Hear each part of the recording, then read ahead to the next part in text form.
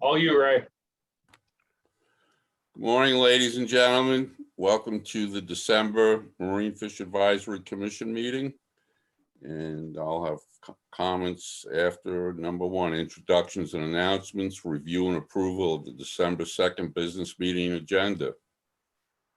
Any changes? Hey, Ray, this is Dan. Can I recommend we switch 3A and 3B? That way we could do winter one scup triplement first and then transition into back-to-back summer flounder issues. Yes, by all means. You mean that, yeah, by all means. Yeah, okay. Is everybody good with that? Does anybody oppose that? Mike Peardnock has his hand raised. Mike? Thank you, Mr. Chairman. I was wondering whether I could either provide this during commission comment or add a D just for a brief discussion about the proposed discharge of radiological impacted water from the Plymouth nuclear power plant to our waters. And just want to spend a few minutes to just put that on the table and make sure that it's being looked at. Is that something I should just leave under 7B or should we make a 7D for that? I think that could fit under 7B, Mike. Dan, are you Okay. comfortable with that? Yeah, I'm good with that. Okay, roger that. Thank you. Thank you, Mike. Thank you, Michael. All right, I need a motion on 1A, review and approval of December 2nd business meeting agenda. Motion to So approve. moved. Any opposition? Jared, any Not hands? seeing any objections, Mr. Chair. So moved.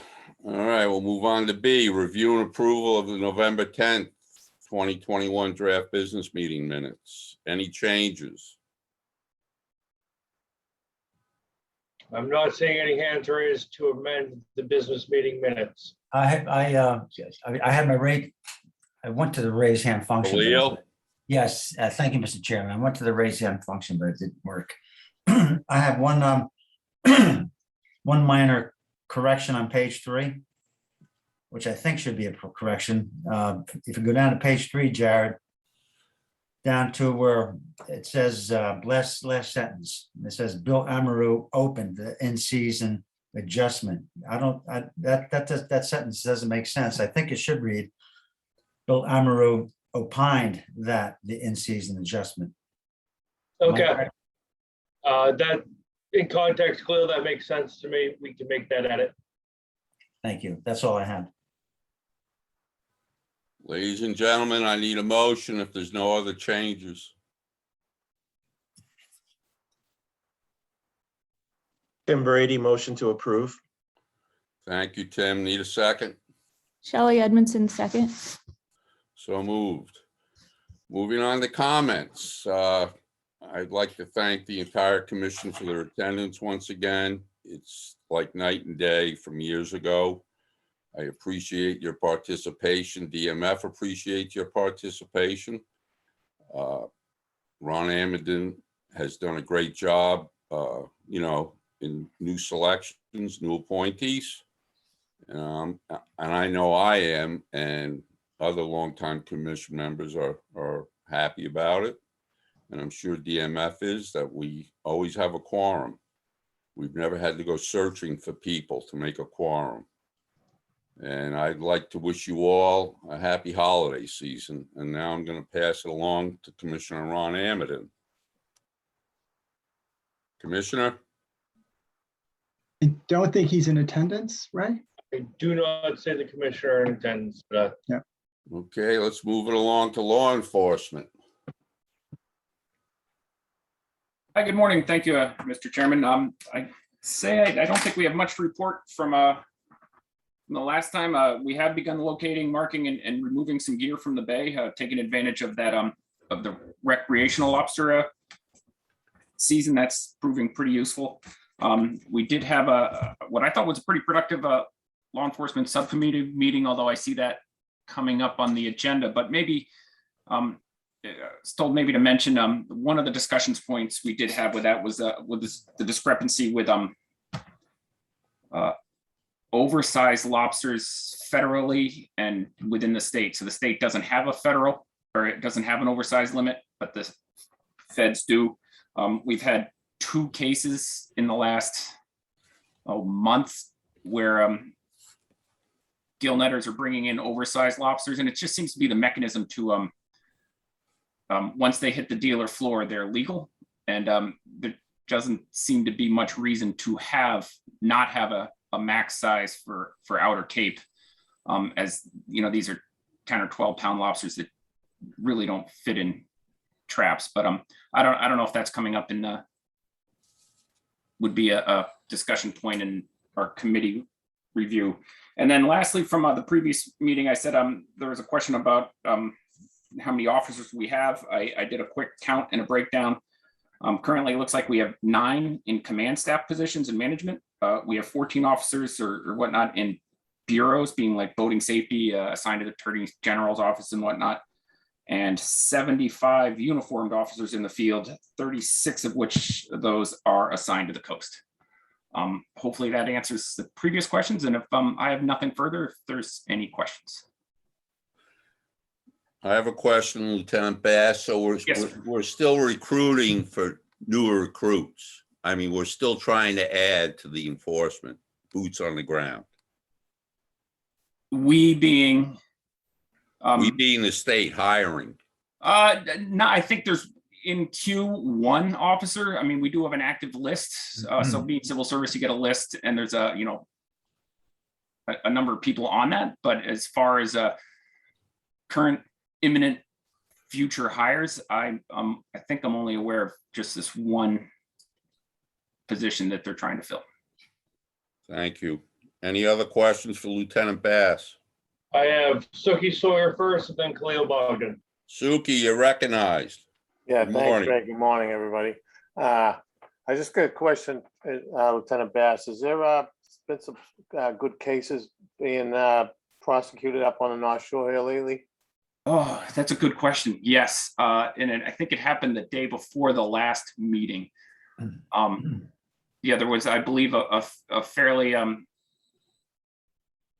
favorable decision from the courts for a lobster case, and I apologize. I don't have the details on that, but I can probably look them up before the end of the meeting. Okay, but I was more interested in some cases that have happened, enforcement acts that have happened since, in the last couple of weeks. One guy in particular, I have rumors that he's been busted twice in a week. I'm not sure if that's true or not. Again, I don't know the details. I have heard the Gloucester area officers being pretty busy, so you might know more than I do, but I can, like I said, I can check on that. Okay, thanks. So Lieutenant Bass, if you don't get back to the entire commission, you will contact Suki with that information, right? Will do. Thank you. We would appreciate that. Khalil, you're recognized. Thank you, Mr. Chairman. Lieutenant Bass, just a question of how the department runs. 75, obviously, in the field that's not a great, that's not a large number. When you have some police departments on the Cape, for instance, have in the department 75 for just a town. The shifts that occur for the officers, is it just basically daytime, or do you have officers operating, around the clock? We don't have what's called minimum manning, so we don't have the set shifts of days, evenings, and midnights. But our scheduling is very flexible. We typically put out a schedule for the officers, 2 weeks in advance, and those hours are pretty much, at their request or discretion, as well as the lieutenant making the schedule. So the hours are all over the place. So there, at any one night, there'll probably be some officers working all, throughout the day. But yet night is, we don't go home at, we're definitely not working bankers hours going home at 5 o'clock. Khalil, you good? Thank you very much. I appreciate it. Thanks. Any other questions for enforcement? not seeing any other hands raised, Mr. Chair. Thank you, Lieutenant Bass. Have a safe and happy holiday season. Wish Oh, the thank you. You entire as well. force that. Moving along, Director McKiernan. Good morning, Ray. Good morning, Commission. Good morning, DMF staff and any others in attendance. I'll be brief because we have a lot on the agenda today, but let me comment on a few of the items that aren't on today's agenda. Last month, you heard a brief presentation about that new permitting system. And while I would admit that the presentation itself really didn't get into some of the details that I was hoping for, it did give you a heads up that our staff are busy with this execution of a switchover from an old permitting system to a new one. So Story has been working out in Westboro, testing this new system, and it's gone live. It's a little more complicated for our sister agency at BFW because we're in the middle of deer hunting season, as Ray knows. And so, that transition has to be seamless. A little easier for us because this is our lowest or slowest period for permit issuance. But nonetheless, a lot of staff have been troubleshooting, making sure that everything's going to work. It's going to be a much better system for all of us. Since our last meeting, we've had 2 MFAC subcommittee meetings, and I want to thank the subcommittee members for giving us their time and the guidance that comes through those meetings. One was on law enforcement and one was on macro, and you'll be hearing more about those 2 today. We also had a really interesting meeting set up by our staff member, David Chosit, who works in the conservation engineering part of our program. And that was with state officials from California, Oregon, and Washington about their programs to remove abandoned crab traps from the water during closures. It's the issue of abandoned fishing gear and marine debris is pretty challenging, and we all know that each winter, once those closures kick in, compliant lobstermen turn to the state and say, hey, so-and-so, or there's gear out there, what are you doing about it? It's very challenging for us because the beginning of that closure is one of the worst times of year for weather conditions and temperature, but also day length. And many boats are hauled out of the water at that time. So we're studying these West Coast models, which allow the authorized individuals, mostly fishermen, but in some cases groups, to actually go out and take abandoned gear from closed areas. And some models, they're actually able to keep it. It's kind of a finders keepers principle. I've been thinking about this issue for a better part of 20 years, and it's very challenging. We've asked law enforcement to go out and grab abandoned gear, but I'm not sure that's the best use of law enforcement's time, especially if the gear is truly abandoned, lost. And so what we're looking at is the potential to ask our legislature to give us the authority to develop a program like that in Massachusetts during our closed season. We're going to be taking this out to the lobstermen, of course, first to get their buy-in. But I'm really interested in it. I'm kind of excited about it. And it's going to be pretty novel, but I think it'll be the kind of response we need to get multiple boats and also incentivize people to go out and get this gear. So we'll keep you posted on that. We don't have the authority to do something like that now. The state law clearly protects owners' gear. If you think this through, if you were to park your car or abandon your car illegally in a no parking zone in Boston, the law says that the tow company that's authorized by the city has to take care of your car. They can't take your car. But in the area of marine salvage, things are a little different. And these 3 legislatures out on the West Coast were willing to amend that law so that gear that has been abandoned, can be retrieved.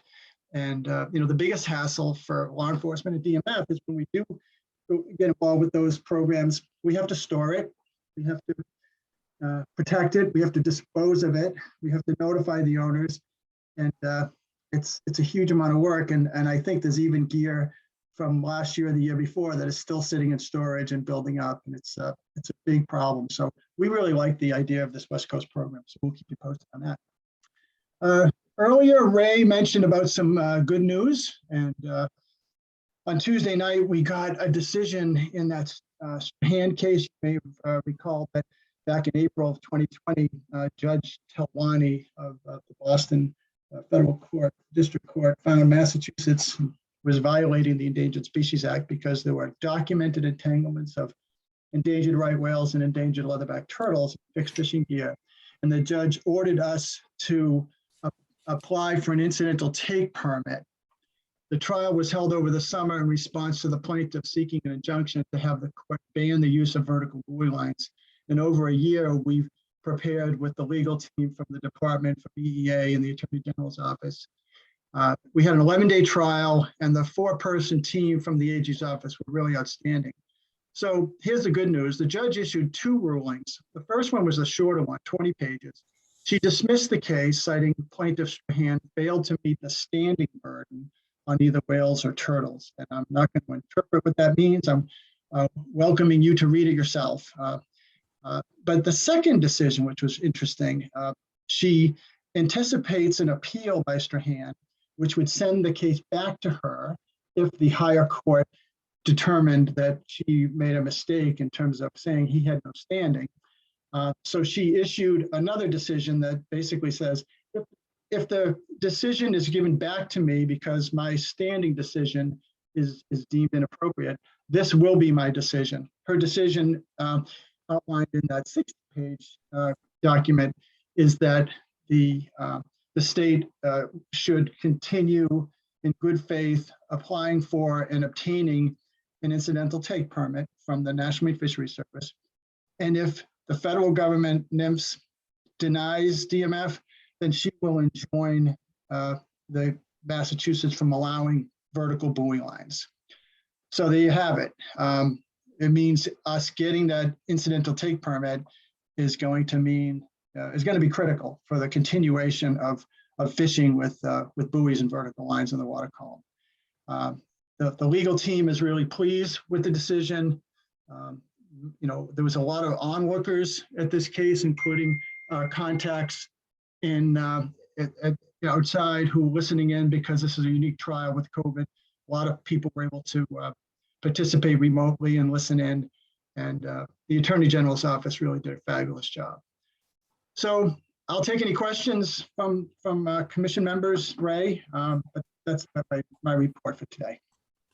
Questions for the director? I have Suki Sawyer. Suki, you're recognized. Yeah, thanks, Ray. Dan, I can't say enough about the job that you and the division have done, and Bob specifically, to fight this case, to be part of this case, and the Attorney General's office effort to to see this through and come out with this victory. I think, a lot of lobstermen don't understand what was at stake here. And that's usually happens a lot. People don't know, really realize what's going on.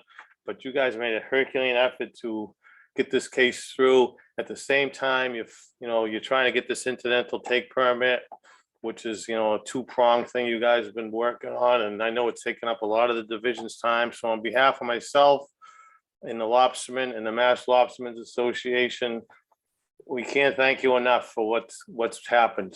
Thank you. Thank you, Suki. I also have a couple questions for you if you get a minute. Yeah, sure, go ahead. How many gear conflict or gear catastrophic complaints have you gotten, Dan? And, what's the value of all this stuff? And is there any mechanism in the division or the state to maybe try to come up with some disaster money here for some of these people? And some guys have really been hurt. It's just starting to come out now about some guys in different parts of the coast have really lost a lot of gear, and not sure what can be done. But is there any effort by the division to address any of this stuff? Sure. So at this point, we're collecting all the reports. Like Matt Bass said, I can have staff do a quick summary. We get these reports in daily, so we can update that list. We've been archiving and summarizing them. I will let you know. I will certainly be talking to the Secretary and Governor's office and give them an update on this. It's my understanding that to get disaster relief, there has to be a declaration of disaster. And I don't believe that despite that storm that happened back in right before Halloween, that there was a wide-scale disaster declaration like you get in a hurricane. But if this is so surgically impacting one industry, I'll certainly bring it to their attention to see if something could be done to assist guys who lost a ton of gear. I don't know what are you thinking, like loans? Because that's usually what these disaster declarations bring is opportunities to get interest-free loans. Or would you be looking for the difference? Yeah, I think that's probably part of it, Dan. I'm not sure if the Small Business Administration might be involved somehow, but we got a delegates meeting next week, so we'll get into it more next week. But I was just wondering, what was out there, what kind of options were out there. That's all. Well, I think it's important that the folks who've lost gear let us know, especially with the efforts that'll begin at the end of January or early February to remove some of the abandoned gear from the water. I have a feeling we're going to see more of that. I also think there's going to be a fair amount of it that's left on the ocean floor that it would be great to get some side scan work to try to find some of this gear, especially in a large closure, which we have for 3.5 months. It's a unique opportunity.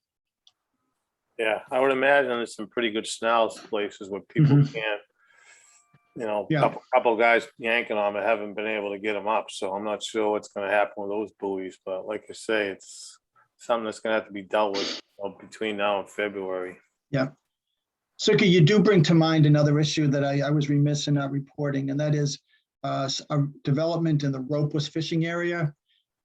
We all know that this is a difficult issue and controversial, but we've been petitioned by 5 lobstermen under the name of called the Pioneers for Peaceful Coexistence. And what they've done is they're working with the National Marine Fisheries Service, and they've identified 2 areas in state waters. I call them postage stamps, but they're a little bit bigger than that, obviously, where they want to use on-demand buoy technology, also known as ropeless fishing, where this is equipment that has been in the possession of the federal government that's being loaned out to them, as I understand it. And just for those fishermen in those discrete areas to do a combination of testing, but also fishing. And we had a conference call with them last week, and we intend to hold a kind of a scoping meeting so that other members of the public could weigh in. We obviously have concerns about the presence of competing gears like dragger scallopers, surf clammers, people who other gears that might encounter this gear and not see it. So we need to bring that to their attention. We also have some concerns about equity. There's probably 80 lobstermen in Cape Cod Bay alone, and there's only 5 of these guys that are at this point that are seeking this permission, but the resources to deploy this gear are obviously expensive and limited. It costs about $4,000 a unit, and they're seeking to fish 10, 20 pot trawls a piece. So that's 40 units with a device on one end. So it's basically a $40,000 hurdle to participate. But at this point, that gear is being provided to them by the federal government, and I think there's also some private grants that have or private donations that have come into the federal government. So suffice to say, Suki, we want to hold one of these Zoom calls, and I know it's not perfect, but sometimes you can get better participation in some of these calls than driving long distances. So we want to hold that meeting. We haven't scheduled a date yet. I don't know if it'll be before Christmas or right after New Year's. We're still working with Bob Glenn to come up with a date, but I just wanted to bring that to your and the commission's attention. If you recall back last winter, in the early stages of that, of our right whale rulemaking, we wrote a separate memo on the issues of ropeless fishing. And I pledged in that memo to work with the federal government to try to create, a transparent, but also like a fair and open process about this. And so that's coming up over the horizon for the industry and for us. They want to start fishing on February 1st with a letter of authorization. So this is going to be an activity for us over the next 2 months to figure this out. Yeah, I'm kind of aware of it, Dan. We have, like I said, we have a meeting next week, so I'm sure it'll be a big topic of discussion, and hopefully all the people that have an interest in this type of thing or one way or the other will be involved with the Zoom call. Thanks for that. Okay, yep. Thank you, Suki. Any other questions for the director? I'm not seeing any additional hand raised. Thank you, Jared. Moving along. 2022 Winter One Scup trip limit. This is an action item. Ray, we're gonna let Jared present on this. Mr. Chair, just give me a couple moments. We have a couple slides for the upcoming items. I just got to get them prepped. So give me 2 seconds here.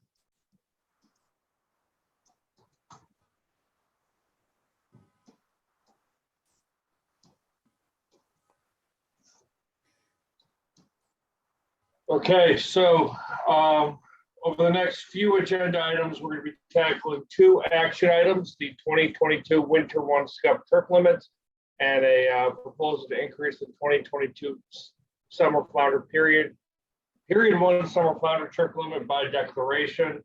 The timeline for these is if they are approved today by the commission, they'll be implemented for January 1, 2022. Then following that, we're going to deal with 3 future public hearing items: adjustments to commercial summer flounder limits, adjustments to commercial sea bass limits, and establishing a commercial menhaden season. The timeline for this is we'll discuss these items informally today. There'll be public hearings likely in February 2022, followed by a recommendation to the commission likely at a March business meeting, and approved measures to be implemented in April or May 2022. So moving directly to the Winter One Scup trip limits. The recommendation here is to establish a 50,000 pound scup trip limit for the 2022 Winter One season of January 1 through April 30th. If approved by the commission, it will be announced tomorrow, December 3rd, and implemented on schedule for the start of the fishery on January 1. The directors are recommending this to accommodate offshore fishing activity. The recommended 50,000 pound trip limit is consistent with the federal possession limit and landing limit for this period. So taking this complementary action will allow vessels landing in the federal zone or taking scup in the federal zone to land that scup in Massachusetts port. Keep in mind, during the Winter One fishery, activity occurs almost exclusively offshore in federal waters.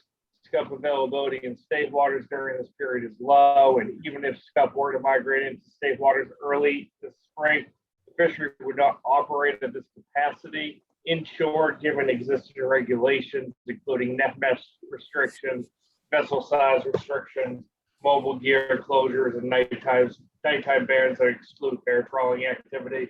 Federal possession retention limit has been at 50,000 pounds since 2012. From 2012 to this upcoming year, 2022, the coastwide quota has ranged from about 18 to about 28 million pounds, with the Winter One period receiving 45.11% of the annual coastwide quota. The period's quota allocation range from about 8.1 to 12.6 million pounds for this upcoming year, 2022. Coastwide quota will be about 20.4 million pounds, with a Winter One allocation of about 9.2 million pounds.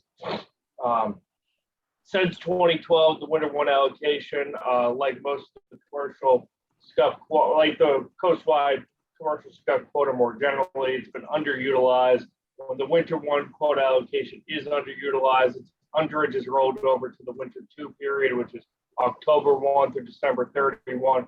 And then federal trip limits for the winter one and winter two period may be increased from the baseline based on the magnitude of this rollover. I'd just like to add, this is likely the last time we're going to use this declaratory process to set the winter one or winter two period scup trip limits. At a prior meeting, we set forth a proposal to establish a baseline catch or retention limit of 2,000 pounds for scup in state waters during the winter period, and then allow landings from the federal zone consistent with the federal trip limit, which is akin to what we do for groundfish and scallops. We anticipate this will go out to public hearing in January as part of a larger public hearing package, and if approved, will be adopted prior to the start of the winter two fishery in 2022.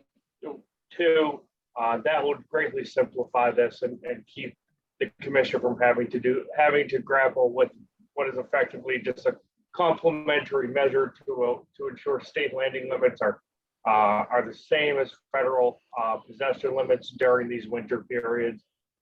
So with that, I'll take any questions and comments, and then request that this proceed to a motion. Questions for Jared? All right, I'm not seeing any questions, Mr. Chair, so I'd ask for this for a motion. Somebody willing to make a motion on this? I'll make the motion. Who's that, Tim? That's Bill Amaru. Bill, I'm sorry. All right, Bill Amaru made the motion. I need a second.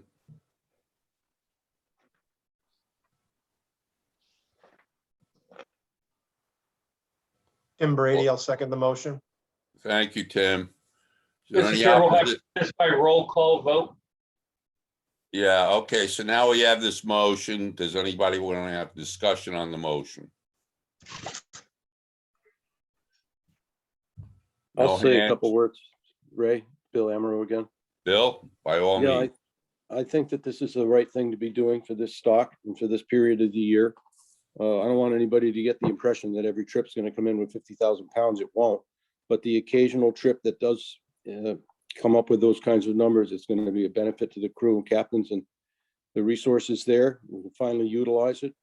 And I'd like to see this same kind of arrangement go forward for the other periods of the year and the other fisheries where we have excess catch that's going underutilized. So I applaud the division on this. Thank you, Bill. Anybody else, Jared? Not seeing any hands raised. It's a roll call vote. Let me get my paper up here. Lou Williams, Yes. Suki Sawyer, Yes. Mike Peardnock, Yes. Shelley Edmondson, Yes. Bill Doyle, Yes. Tim Brady, Yes, Tim Brady. Khalil Bogdan, Yes. and Bill Amaru. Yes. Motion approved unanimously. All right, now we're going back to the agenda and we're going to talk about summer flounder. Jane, just want me to continue? Yeah, let me just get a quick overview on this one. You guys can hear me, right?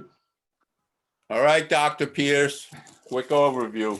Very quick. Okay, so there's really two different fluke issues here. Ideally, it could be one, like with a regulatory change, but because of the regulatory timing, we are coming to you to dial up instantly the trip limit that begins on January 1st, but then we're going to transition into a discussion of future public hearing changes for next year and beyond. But this first one is using the mechanism that we have for the declaratory authority with commission approval after public comment, where we can simply dial up based on our anticipation of quota usage. So Jared, why don't you get into the state of affairs of the winter fishery and why we're proposing to go up to this Okay. higher amount? I get into the meat of the winter fishery proposal. I'm just going to give a little bit of background information that'll kind of set the stage for this recommendation and the public hearing proposal. So, first, the summer flounder stock assessment demonstrates the stock is not overfished. Spawning stock biomass has been observed, an upward trend has been observed, and we're at about 86% of the biomass target for the species. At present, the stock is also not experiencing overfishing, as the estimated fishing mortality rate is at 81% of the threshold. It's also notable that the assessment observed a northward and eastward shift in the spatial distribution of summer flounder over the past 4 decades. Looking at how the quotas been managed over the past few years, in response to the most recent stock assessment, the quota for 2022 is going to be increased by 24% from 2021. This is the second straight year with a substantial increase, as the quota increased from 2020 to 2021 by 18%. We're expecting the 2022 quota will remain in place for 2023, and the quotas have been moving upwards consistently since 2017, which represents a historic low. In 2020, the Mid-Atlantic Council implemented a new quota allocation approach. Historically, state-by-state quota shares were allocated based on commercial landings during the 80s. As a result, MA's quota share was 6.82%. The new approach maintains these historic quota shares when the coastwide quota is at or below 9.55 million pounds.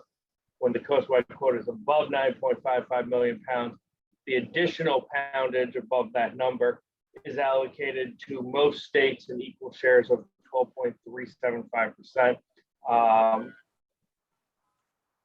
This gives Massachusetts about 2 times the initial allocation or initial quota share for that poundage above 9.55 million pounds. From a practical perspective, the stock is robust, so this helps Massachusetts take advantage of some of the additional fish our permit holders may catch as the biomass has been moving north and east. Given the elevated quota the past 2 years and this new quota allocation approach, Massachusetts had an 8.13% share of the overall quota in 2021 and is expected to have an 8.96% share of the quota in 2022. The combined impact of the coastwide quota increase and the quota share, if the change in the approach to quota shares will result in Massachusetts quota being set at about 1.4 million pounds in 2022 and a similar number in 2023. And that's 37% higher than what occurred in 2021. However, we have underutilized the quota over the past 3 seasons, 2019 to 2021, and would expect to underutilize the quota by about 50% under status quo management for 2022. This is in part driven by the current regulatory program, as well as changes in fishery performance over time, and we'll explore that as we get more into the public hearing proposal. Just a couple notes on how Massachusetts manages this quota. The quota is allocated between 2 periods. The period 1 fishery, the winter fishery, receives 30% of the annual quota, and the period 2 fishery receives 70% of the annual quota. Period 1 fishery occurs offshore during the winter. The trip limit is 1,000 pounds. This was increased from 500 pounds a couple of years ago. However, in 2020 and 2021, the Commission and DMF made in-season adjustments to double the trip limit to 2,000 pounds. In 2020, this occurred in February, just before the pandemic. And in 2021, we took this action straight out of the gate on January 1. Additionally, we have a pilot program that we run during this period 1 fishery that allows vessels permitted in multiple states to offload the lawful landing limit in each state while in possession of non-conforming quantities of fish destined to be offloaded in the other states in which they're permitted. The trip limit is and that's been a very good program that the director intends to continue for 2022. It's provided that fleet with some additional flexibility, and there have not been enforcement issues related to it that I'm aware of. And then the trip limit for this period is reduced to 100 pounds once 25% of the annual quota is taken, in order to prevent the overage of the seasonal allocation, reducing the fish available to the period 2 fishery. The period 2 fishery is 3 sub-seasons, a April 23rd to June 9th season, which matches the state's inshore squid trawl fishery. During this period, there's a 100-pound bycatch allowance for net fishermen, which matches the FMP's bycatch allowance of summer flounder and small mash. Then the directed fishery occurs between June 10th and October 31. It's principally a trawl and hook and line fishery. The current open fishing days are Sunday through Thursday. Trip limits are currently 400 pounds and 250 pounds. That was increased, I believe, in 2020 from 300 pounds to 200 pounds. And then there's a November 1 to December 31 fall fishery. That occurs when the fish have moved back offshore and is designed to match the period 1 fishery limits should quota remain available at that time of year. This management system dates back to the 90s. Various aspects of it are designed to allocate most of the quota to the inshore summertime directed fishery and support the small boat character of the fleet. So with this in mind, DMF is moving to increase the period 1 trip limit for 2022 by declaration from 1,000 pounds to 2,500 pounds. As Dan stated, we're doing this by declaration due to timing, because we will not be able to implement any regulatory changes for this trip limit until probably May, and by that time the season will have passed. So we're going to propose doing this by declaration, and if approved, this declaration will actually help inform a final recommendation on what the trip limit should be set by regulation at for 2023. So with this, with the 37% increase to the summer flounder quota from 2021 to 2022, recent performance of the fishery at large over the past 3 calendar years, where we've had an underutilization of the quota, and that it appears as though if the trip limits are set at appropriately elevated levels, and the pilot program is implemented, that the period 1 fishery can access their quota allocation. We observed this in both 2020 and 2021, where almost the entirety of that 30% allocation was taken, perhaps were it not for the pandemic and the late implementation of an in-season adjustment in 2020, that period allocation would have been taken. So given this past performance and the quota for this upcoming year, the director is proposing setting the trip limit at 2,500 pounds, which is about 25% higher than it was set in 2021, and that's reflective of the quota increase. So I'll take any questions on this proposal, and then we can proceed to our motion. Questions for Jared? Khalil, you're recognized. Thank you, Mr. Chairman. Jared, slide 7, what is the, are you trying with that red circle, are you trying to say that? that's about so that shows that the period 1 fishery is taking elevated levels. The quota was about 1.1 million pounds in 2021. So that black line is almost at the 30% allocation threshold, and the green line for 2020 shows that they almost took the 30% as well at the quota for that year, which was just under 1 million pounds. So that just shows that if the trip limits are set sufficiently high and the fleet's given the flexibility that we provide through that pilot program, that they're capable of taking more fish, that the activity and the landings are there to utilize the quota during this period. Thank you. Questions for Jared? Mike Pearnock. Michael, you're recognized. Thank you, Mr. Chairman. Thank you, Jared, for your presentation. As you noted, there's increases in the quota that's been passed on to us here in Massachusetts. Have the same subsequent increases been applied for the commercial quota in federal waters for those vessels from the mid-Atlantic that fish beyond our waters, state waters, south of Nantucket and the Vineyard? Nicola, could you assist with that?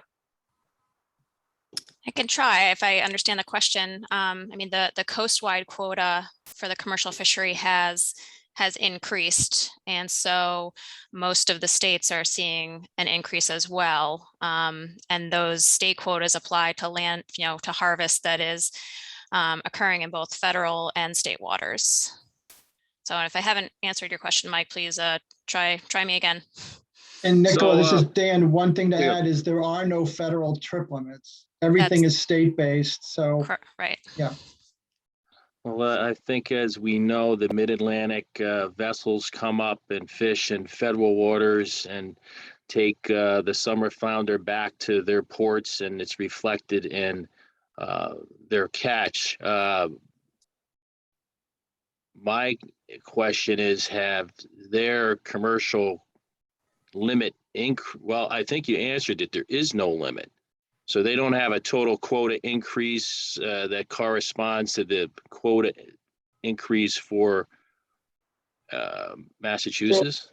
So Mike, unlike SCUP, where we have federally set limits for the winter time period and federal trip limits that states can adopt to allow the utilization of that federally managed quota, the summer flounder quota is the annual coastwide quota is allocated among the states throughout the calendar year. So each state receives a specific quota share. So Virginia or North Carolina will have whatever their quota share is, and that quota share will increase or decrease the available quota to them will increase or decrease based on the coastwide quota. So they get X share at whatever that coastwide quota is. So with the 24% increase to the coastwide quota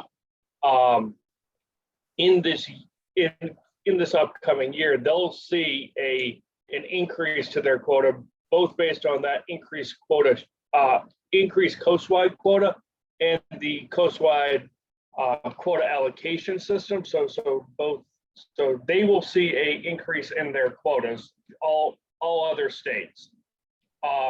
And then they will set landing limits to achieve that quota, as there are no possession limits in federal waters. So when the fishery is occurring in federal waters, there are no federal possession limits, and it's up to each individual state to establish landing limits, and that is done to kind of control how that quota is being used, if that makes sense. So those mid-Atlantic states will does, have Jared. trip limits, and those trip limits will be designed to ensure the quota is utilized. Yeah, thank you, Jared. I think I've had an epiphany with the way you presented it. I appreciate that, pulling it all together. No, thank you. Yeah, good. What questions for Jared? Khalil, you're recognized.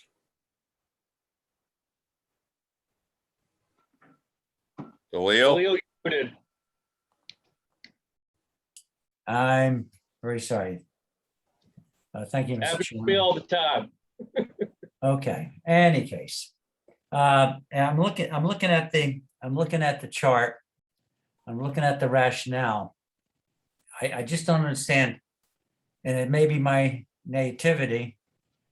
And I don't understand how the analysts from ASMFC and the Mid-Atlantic, I don't understand how they they come to their conclusions, but for 2 years, anyway, the fishery was the quota was underutilized, underperformed for a variety of reasons. We say COVID, we say weather, we say environmental factors, biotic factors, abiotic factors.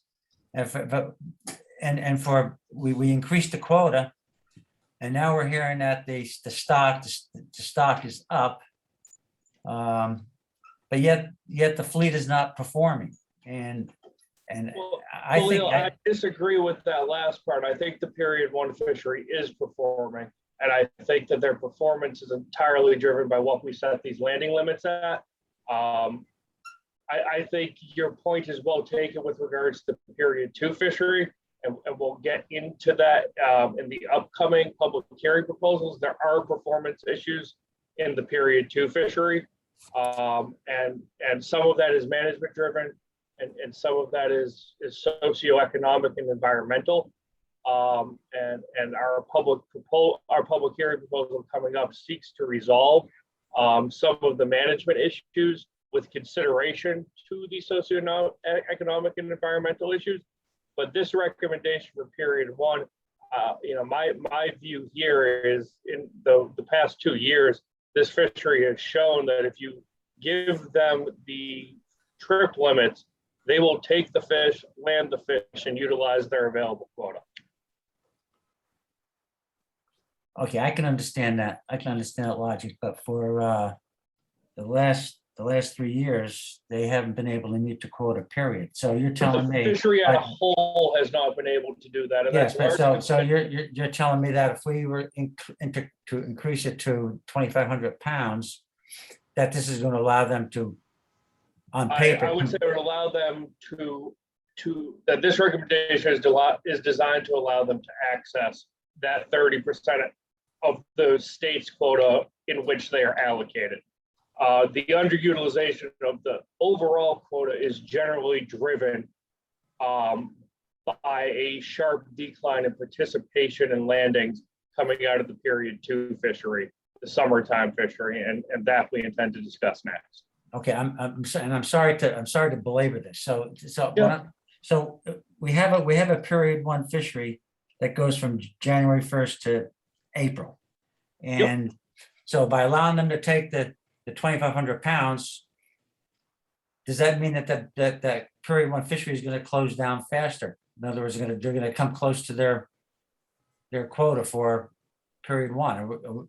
Is that what we're saying with this particular model? No, this is designed to let them take it throughout the season. And I wouldn't be shocked if we were coming back in February to try to up it a bit for March. So we're setting this a little bit conservatively, actually, so that it doesn't shut down early. But I think that this fleet, if you give them the fish, they'll take it. And Khalil, I would add, we have a 37% increase in 2022 over 2021.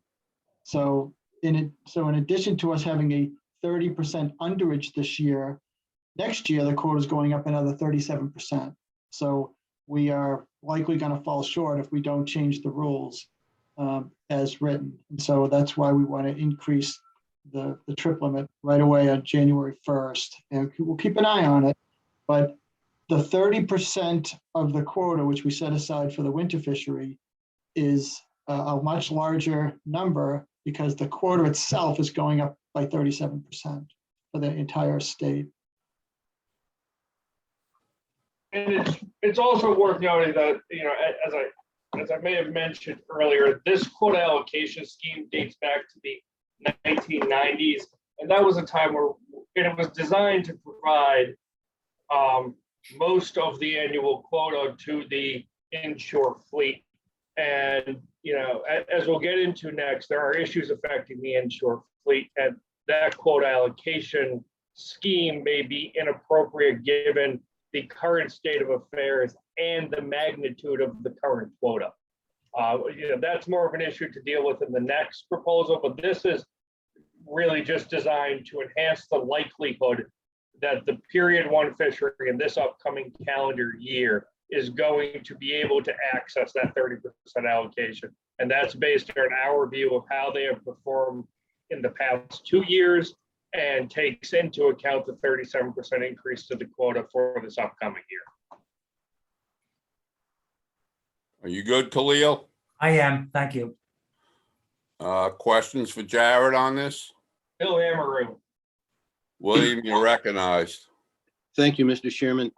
I'm looking at this increase in the quota, and as long as the possession limits parallel the percentage of increase, which Dan has just explained to us, they do, and I have no problem whatsoever seeing these increases. And I think that Khalil, if he thought about the potential with this increase being aligned with the quota increase, it really brings us just back to exactly where we are right now, but giving the fishermen the opportunity to catch that quota. And the other thing you want to remember is this is a winter fishery. Even though these are pretty good sized boats, they're fishing in waters that are treacherous. They don't get out as often as you might think. And if they get an opportunity to land the fish that they catch, they should be given that opportunity. So I'm completely on board with this. I understand the rationale and I accept it. Thank you, Bill. Questions? Jared, I have a question for you. Mr. Chair. Knowing the history of this fishery. So as it stands now, there are no federal trip limits. Mostly period one, these fish are caught in federal waters. And I think this will answer questions for both commercial and recreational. Years ago, the way North Carolina ended up with a huge percentage of the fluke quota, the annual fluke quota, was that there was a fish house from North Carolina, one of the fish houses, I believe, out of Wanchese in New Bedford. So when we allow these boats can have what, 10, 15, 20,000 pounds. But when they land a port in Massachusetts, they'll hopefully we'll vote this up and the boats will be able to land.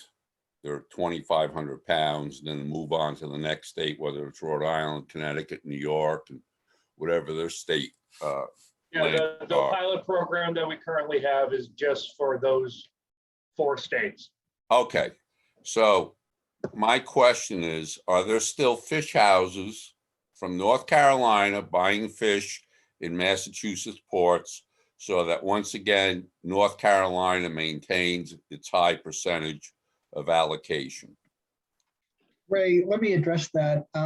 That is it's part of the narrative of how fluke quotas were established in the early 90s. I don't know that it was ever fully established. There was a gentleman, an old fish buyer by the name of Frankie Sylvia of New Bedford that I recall making those allegations. And so, people who were disappointed that Massachusetts didn't get enough quota cited that. But those were also boats that were fishing here during the summer. And they were also fishing here during the summer at night. And so to answer your question, I know of no out-of-state companies that are operating here in New Bedford and Massachusetts. Under the current standards, all fish landed in Massachusetts get attributable to Massachusetts, regardless if they have a corporate headquarters someplace else. But it was never really established with any definitiveness that quota was misapplied or landings were misapplied. I know the story, but no one ever really looked into that. But at this point, some of this has been resolved, and Nicola knows, and she can probably explain that the new allocation schemes are actually giving us in Rhode Island and some of the more eastern or northeastern states a higher share of this quota. And at this point, we're kind of, it's on us to utilize it, because if you were to listen to this commission 10 years ago, there was, and you were on the commission, Ray, there was a lot of concern that with climate change and fish redistribution, the state of Massachusetts and their neighbors really wanted more quota because this fish was moving east. And we finally got it after about 10 years. And now here we are with a job to find ways to land it. Well, thank you for your answer, Dan. I'm happy to hear that Massachusetts ports are taking credit for the landings. I can give you another fisherman to talk to, Rodney Avila, who sat on your commission years ago. As a matter of fact, I replaced him. And he was the one who informed me about this. And he told me the fact was that this fish house from North Carolina was paying 10 cents more a pound. So of course, everybody landed and sold to them, or they go to Rhode Island if they're paying more. So thank you. I'm glad to hear that Massachusetts ports are taking credit for this, and we will get a fair allocation in the future. So you did answer my question. Thank you. So what are we looking for? A motion, Jared? If there's no further questions or discussion, I would ask for you to call for a motion. Commission members, any further questions? I'll make a Not motion. seeing any hands raised. Oh, Suki? I'll make a motion to approve this. Thank you, Suki. I need a second. I'll second it. Thank you, Shelley. And this will be a roll call, same as last, Mr. Chair. Okay, roll call vote. Lou Williams, Yes. Suki Sawyer, Yes. Mike Peardnock, Yes. Shelley Edmondson, Yes. Bill Doyle, Yes. Khalil Bogdan. Khalil, Mr. Chairman, I'd like to have the option of abstaining from this motion. an abstention. Tim Brady, Yes. William Amaru. Yes. So we've got 7 in favor, 1 abstention. The motion carries. Thank you very much. Thank you, Mr. Chair. Dan, I can continue if you want me to get into this next. Yeah, piece I'll do a very brief Dr. Pierce imitation, Ray, for you. I just want to give, again, the commission a little bit of an overview. As we mentioned a few minutes ago, we had a 30% underage last year, or the year that we're in now. We're facing a 37% increase. So we want to liberalize the rules in ways that make sense. We had an excellent public scoping call, Zoom call that was open to the industry to weigh in. We got a really good comments on ways that we could improve the management of the quota. And so what you're going to see and hear really came out of that really constructive conversation. And so this isn't a final action. This is simply us proposing to take this to public hearing as we've constructed it based on the input that we've gotten.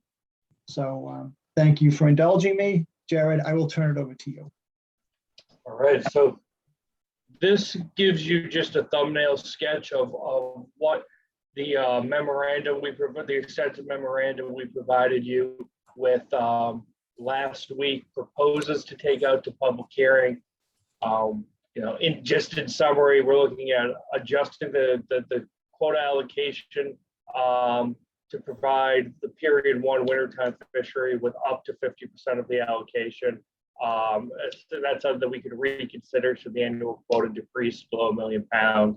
We're looking at increasing the trip limit for the period 1 fishery to at least 2,500 pounds to allow them to take whatever their allocation is and to formalize the multi-state pilot program and regulation. And then for the period 2 fishery, we're looking at potentially opening the fishery earlier. As soon as the period starts on April 23rd, it's currently closed until June 10. Eliminating closed fishing days during the directed inshore fishery, or at least considering developing a open fishing day approach whereby we phase in additional open days at dates certain based on quota utilization, increasing the trip limit or establishing metrics to increase the trip limit at dates certain based on quota utilization. And then starting the fall time fishery earlier following the closure of the recreational fishery, which also coincides approximately with when these fish move offshore into federal waters, and setting those fall time limits somewhat commensurate with what is approved for period 1. So that's just a high level overview of what's being proposed, and I'm going to get into kind of the nuts and bolts of it now. I'll take period one first. I'll take comments and questions about period one, and then we'll dive into the what I think is probably the more substantive changes, which are for period two. For period one, we're looking to increase the quota allocation for this period from 30% up to 50%. The reason for this was described briefly during the period one recommendation that we just dealt with, that the quota is being underutilized. The period one fishery seems to be able to take the fish allocated to them, provided the trip limits are set at elevated levels, and they have the flexibility to participate in that multi-state program. We also need to consider that summertime landings in period two fishery have declined from about 750,000 pounds in 2011 to 375,000 pounds in 2021. So maintaining a 70-30 split at a 1.4 million pound quota, even if we were to adopt various liberalizations to period two fishery, would likely result in the quota continuing to be underutilized. So the primary goal of this regulatory package generally is to improve the utilization of the state's summer flounder quota. And with that in mind, it's warranted to shift more quota to the period one fishery. This quota allocation could be reconsidered should participation in the period two fishery begin to increase again back to more historic levels, or should the quota dip below a number certain, such as 1 million pounds. Additionally, we're proposing to increase the period one trip limit to at least 25,000 pounds. That's consistent with the motion you folks just approved for 2022. So that would be for 2023 and beyond, provided the quota stays high. The final, while that's what our public hearing proposal is going to be, the final recommendation is ultimately going to be informed by how this fishery performs this winter. If we think that the quota might need to be 3,000 pounds or 3,500 pounds, or about the quota, the trip limit, that's something that we could consider. Or if they burn through the quota more quickly, we might consider a 2,000 pound trip limit. But for all the reasons I just explained to you, we think a 2,500 pound trip limit is appropriate for this fishery at this quota level. We propose maintaining the trip limit reduction trigger.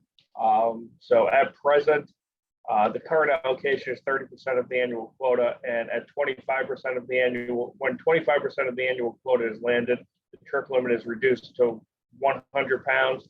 We want to maintain that type of trip limit reduction trigger. We could have maintained the 5% buffer, or potentially consider a smaller buffer. Given improvements in federal quota reporting, all dealers buying fish during this period are federal dealers, and they have to report nightly now. And the magnitude of the overall quota of a 1.4 million pound quota, we could probably accommodate a smaller buffer than 5%. Additionally, we could probably also accommodate a higher trip limit than 100 pounds. We're also proposing to codify the pilot program, the multi-state pilot program, as a regulation. This pilot program has been, in my view, I've been administering this for the past 2 years, working with Rhode Island, Connecticut, and New York on it. And I think that this is a very successful program. And it provides the fleet taking fish during this time of year with additional access to quota, or it provides them to access the quota more efficiently and make trips offshore during this wintertime period profitable.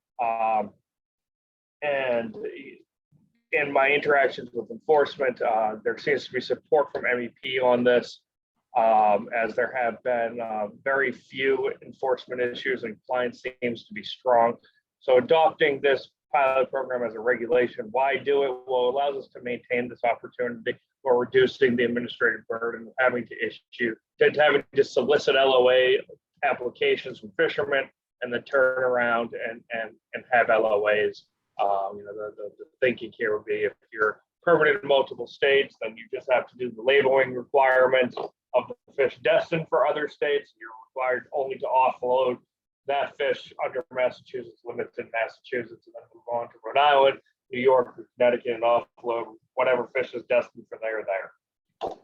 So with that, I'll take questions and comments on this proposal. Questions for Jared? Khalil, Kalia, you're recognized. Thank you, Mr. Chairman. Thank you, Jared. I just need to understand when you get to the trigger, you say we reduce it to 100 pounds. Explain what that 100 pounds means to me. so what that did, what that historically did was it basically ended the wintertime fishery and it became a bycatch allowance only. And that slowed landings with the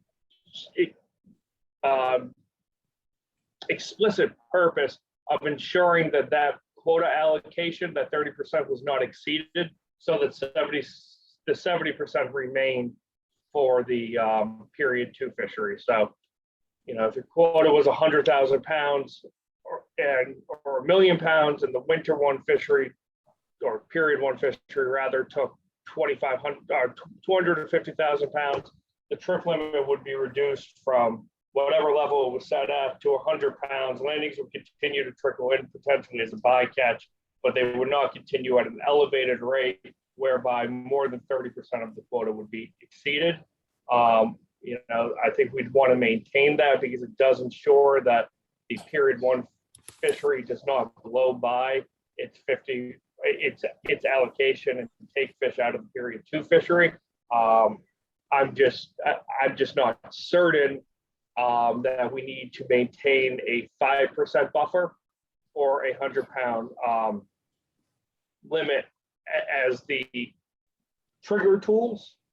Instead, given the magnitude of the quota and current reporting requirements, I'm thinking we could perhaps be a little more liberal. But you know, that's certainly subject for comment and debate. Does that answer your question? Yes. In past, it has and has not, but in past history with other fisheries and with the fluke, have we ever had to go to that reduced? Yes. Yes, I can't recall. We almost had to do it last year. We're at like 23% of the overall quota. And I think, you know, it wasn't that long ago that we did that. I can't remember the exact year off the top of my head, but it's been recent. Okay, thank you. Bill Amaru? William, you're recognized. Thank you, Mr. Chairman. If I'm reading this right, a 30% increase for this quota period means a 30% cut somewhere else. Is that correct? Would be 30, yeah,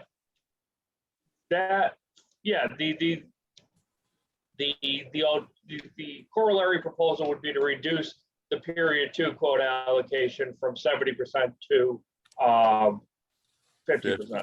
So it would result in 50-50 split of Right, the I see. quota rather than a 70. 50-50 split. So in fact, the substantial quota increase that Massachusetts is receiving to be distributed throughout the year, we just saw the inshore summer period drop by probably as much, if not more, than the quota increase just increased.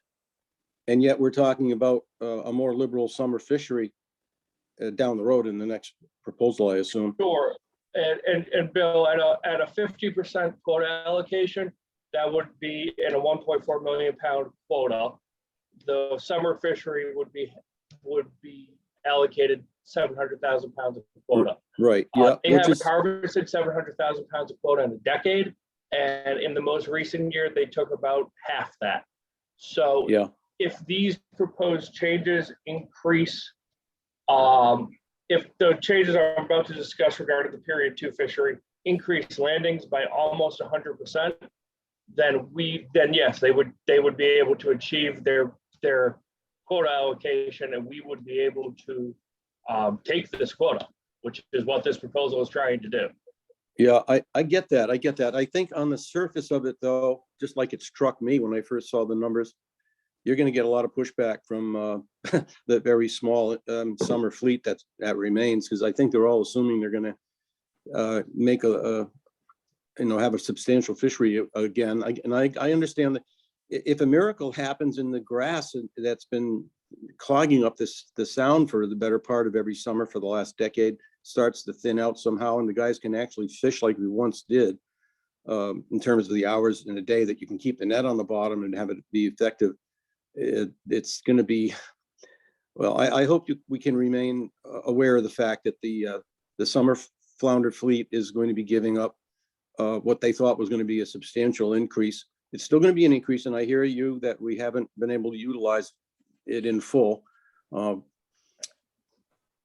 just want you to be aware of that. I look at it somewhat differently. That, you know, we're trying to increase them from 370,000 pounds to something that they may be able to take. And, you know, I think 100% increase. I think what we're proposing may get them 100% increase in landings. Yeah, I don't have as much confidence that if we were to maintain this 30-70 split at a 1.4 million pound quota, that given participation in this fishery, that they'd be able to take that magnitude of fish.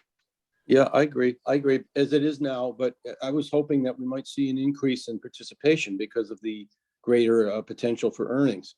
I guess that can still happen. There's still a lot more fish. There's no doubt about it. I see that.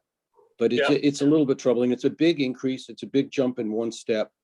Sure. I would have liked to have seen it added in over a period of years. And we're capped, so just to be clear, we're capping the quota, the allocation increase at 50%.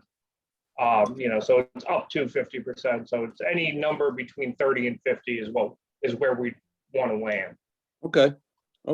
That's it's kind of a proposed range. okay. Good.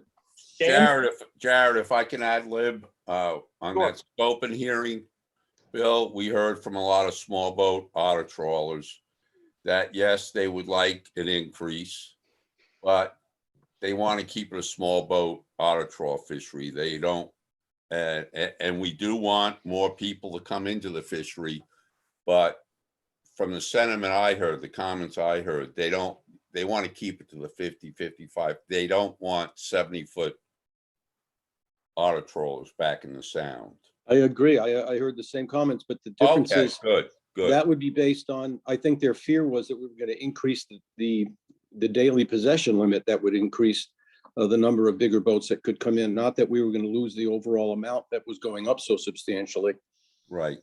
Well, I think this proposal is good on behalf of DMF, and, you know, this can be tweaked if for some unknown reason we catch more than 350,000 pounds in the summertime, or we exceed the 700,000 pounds that Jared's talking about. We can come back and tweak this. Yeah. I agree. Thank you, William. Thank you, Jared. Questions for Jared? Yeah, Jared, I just want to reiterate and support the comment you just made that we're not necessarily proposing to go right to 50%. We're talking about an increase that could go up and no higher than 50%. And that's the kind of comment we'd like to receive at the public hearing. Thank you. And a range from 30 to 50. Thanks. Thank you, Director. Mike Beardock? Michael, you're recognized. Thank you, Mr. Chairman. You know, as pointed out in this proposal, as well as in the previous matter, the proposal that we've discussed and if passed, increases to the quota are proposed. Those increases are justified based upon the status of the stock.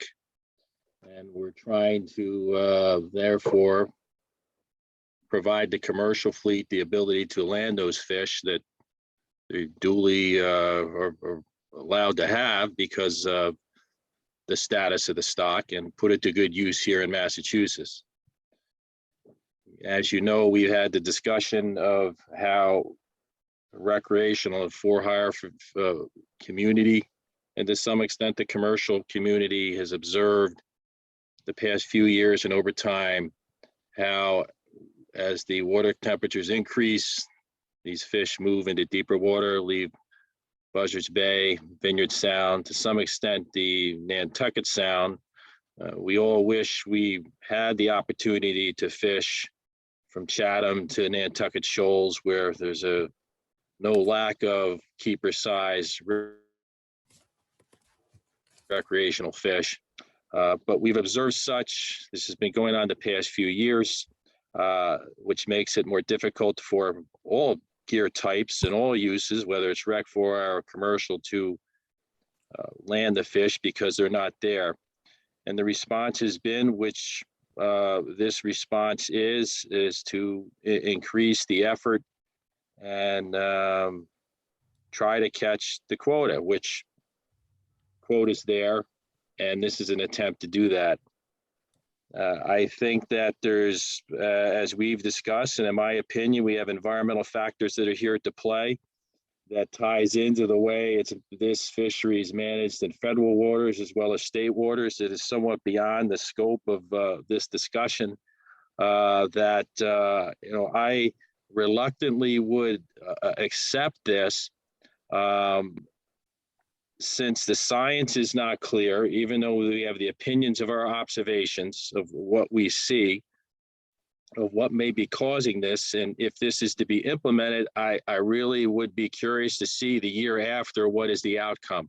Do we still have a situation where we've increased the days, we've increased the efforts, we've increased the bag limits or numbers or so on that can be caught and sold, but we still can't catch the quota, no matter how many measures we liberalize to do such. So I sit here and I will reluctantly support this from the standpoint that there's more to be done at the federal level to try to address how we've had these changes stocks.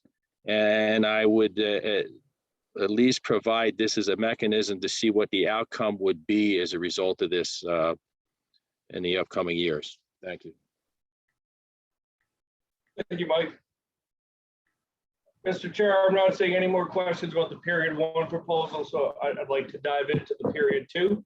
By all means, let's move this along. Okay. So before we get into the period 2 proposal, we did, as Dan mentioned, we did have a November 17th industry meeting, and that meeting was, I thought, very useful and very helpful. A lot of the comments we received helped us, better understand,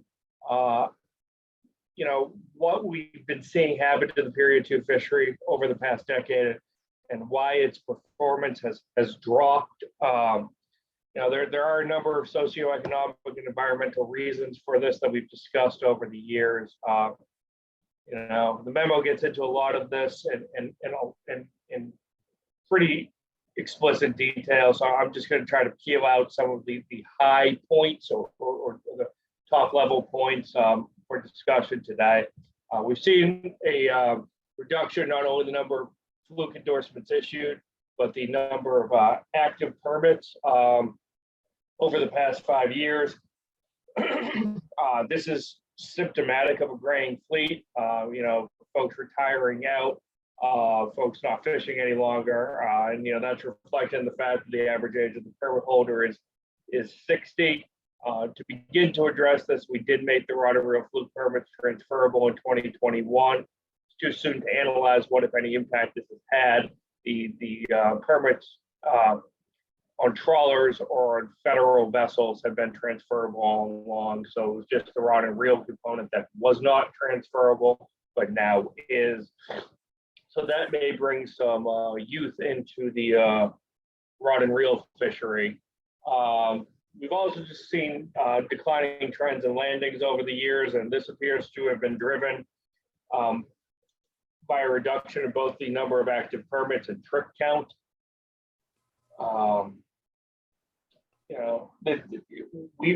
We hear that this could be because of the graying of the fleet, but other socioeconomic factors could be involved. We've heard about overhead costs, particularly dockage on Cape Cod, increasing.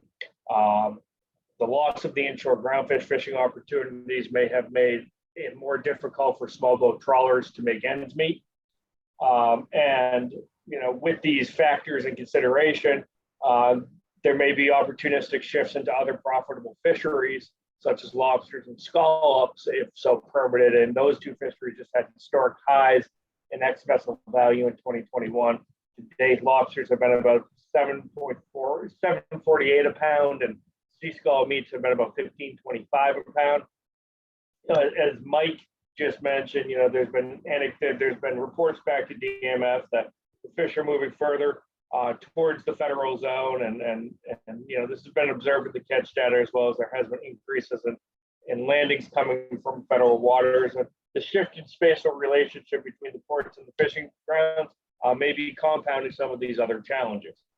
So, with all of this combined, this change in landings and effort is not, provides some context to that data we're seeing here. Interestingly, me personally, I've heard a lot from trawl fishery participants about the decline in participation and effort. But what I found really interesting in this data was that it's actually much more, while it is occurring in the trawl fleet, it's actually much more pronounced in the hook and line fishery.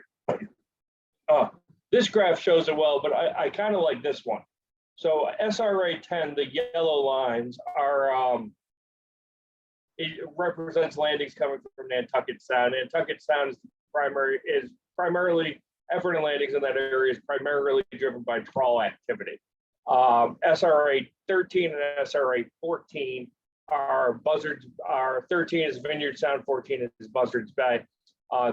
Effort and landings in those areas is primarily driven by rod and reel fishing. And you can really see the taper in the rod and reel fisheries in those two statistical areas over the past decade. I mean, to me, it's pretty remarkable. While we see it in the trawl fishery, it's quite pronounced here in the rod and reel fishery. So with this in mind, let's jump into the proposal. First, we're proposing to turn down the period 2 allocation to not less than 50% of the period of the overall quota. We just briefly discussed this. With its current seasonal allocation and the magnitude of the current quota and current effort in this fishery, a 70% allocation seems difficult for the fishery to achieve. A 50% allocation would result in about 700,000 pounds being allocated to the period 2 fishery. It's approximately double what the fishery landed in 2021. So this provides some additional room for fishing effort and landings to be increased. And there's a number of ways that we're looking to do this. First, we're looking to adjust the timing of the period 2 fishery to start as early as April 23. So that would be a start date ranging between the beginning of the period in April 23 and the current start date of June 10. I have a question, Jared, Yes, Raymond. on this adjusted timing. So we've got 2 fisheries going on then. If we move it back to April 23rd from June 10th, we've got that small mesh squid fishery. So how does this play out with law enforcement and the commercial fleet itself? Are we going to hold the squid, the small mesh fishery at 100 pounds a day? Yeah, so I was just going to get into that. I'm sorry. I apologize. No worries. So, this would be for large mesh trawlers only. So 6.5 inch. It would provide the trawl fleet with a alternative species to target should the economics favor it, or the squid run be later poor. For the squid fishery, the trip limit, and I'll get to that in the next slide, but we would enforce a 100-pound flounder, mixed flounder trip limit, or 100-pound summer flounder trip limit, whichever is more restrictive, should there be squid on board during the state small mesh squid fishery season. So this would, rather than staging these fisheries to occur at different periods, which may have made sense historically, moving forward, this seems to provide, starting the season open earlier seems to provide some better opportunities to diversify fishing activities, so that springtime trawl fishing isn't entirely reliant on squid, and that there are options to large mesh trawl for summer flounder should that be a business decision a trawler would want to make. Additionally, since we moved the sea bass quota to the spring in 2013, and to some extent the tautog quota we moved the sea bass quota to the summer in 2013, and I believe we moved the tautog quota to the fall in 2019. And with that, we've been hearing from a lot of rod and reel anglers that they'd really like a profitable springtime fishery to jumpstart their season. Starting the summer flounder fishery early may provide that, may fill that void for them. And then the third bullet here is that based on public comment received at that industry meeting, we're looking to increase the number of commercial fishing days. This could be done in several ways. First, we could eliminate closed fishery days during the directed fisheries. We could move to 6 open fishing days during the directed fishery, or we could begin with 5 or 6 fishing days and then phase in additional open days based on quota availability and date certain. These closed fishing days, which are Fridays and Saturdays, were developed historically to slow the consumption of the quota so that it would remain available to the period to fishery throughout the season. The closed days were based on input from dealers on which days the fluke were less or least marketable. Fridays and Saturdays were chosen because it's difficult to sell the fish into out-of-state markets on those days. The dealer that attended the November 17th meeting was less concerned about that now than he had been historically, due to kind of how they handle the fish, that he believes a fish brought in on a Friday can still be marketable on a Sunday and maintain strong market value. The closed fishing days also have an ancillary benefit of maintaining some separation between the recreational and commercial fleet, as a lot of private recreational anglers tend to fish over the weekends. That said, Sunday is a weekend day and it's historically been an open fishing day for this fishery. Industry argued for, at the November 17th meeting, industry argued for eliminating open fishing days because it would better allow them to pick their fishing days and take advantage of good weather across the season. And allowing this may enhance their safety as they'd be less inclined to fish bad weather days, particularly as they may be steaming further from port and into the federal zone to target fluke. As we're seeing increasing proportion of summertime flounder landings coming from the federal zone, which you can see in 2019 and 2020 in the graph to your right. So the data supports that, and then increasing the overall number of trips of active permit holders is a means of helping to recoup and compensate for some of the loss of effort driven by the reduction in permit holders. So this would be seeking to, it may result in additional permits becoming active, but primarily it's designed to recoup landings through allowing for additional trips.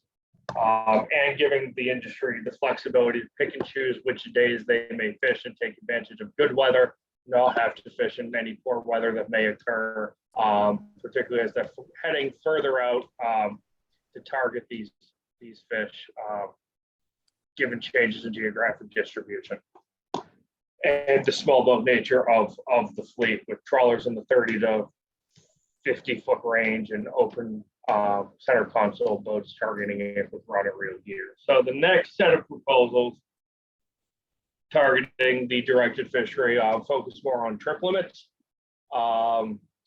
So one of the arguments we heard from the fleet at the industry meeting was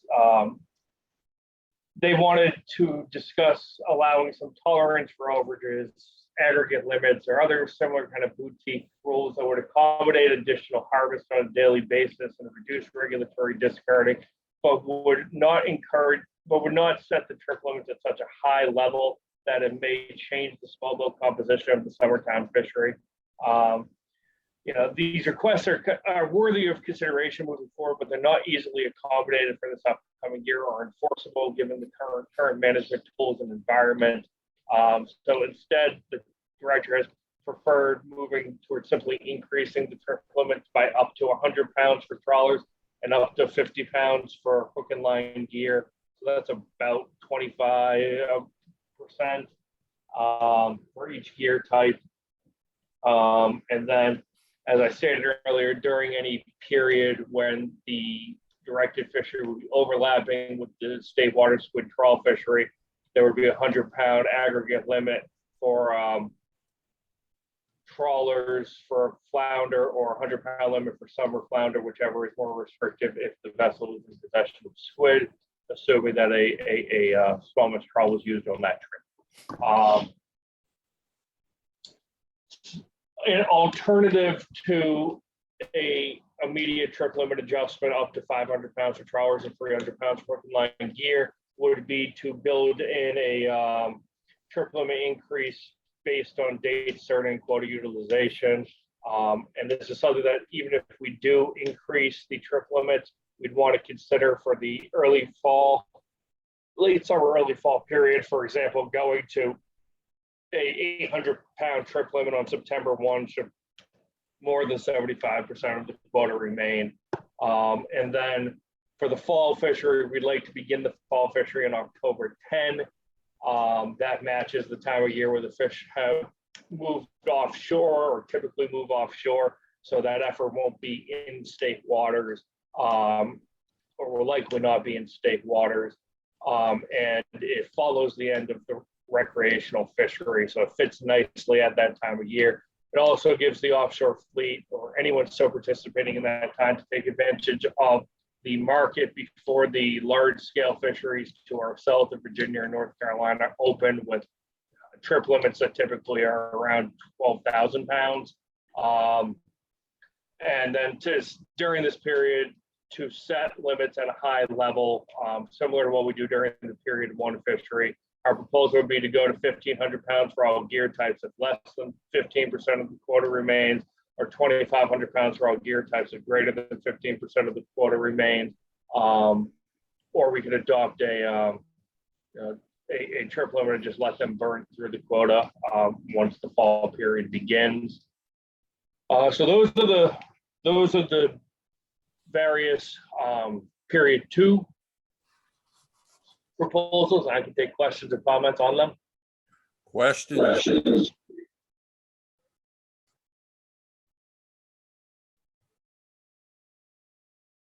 Khalil.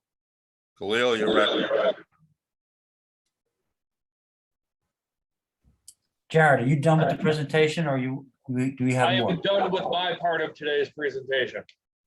Okay, could you go back to slide number 6 or 7 where it shows the permits?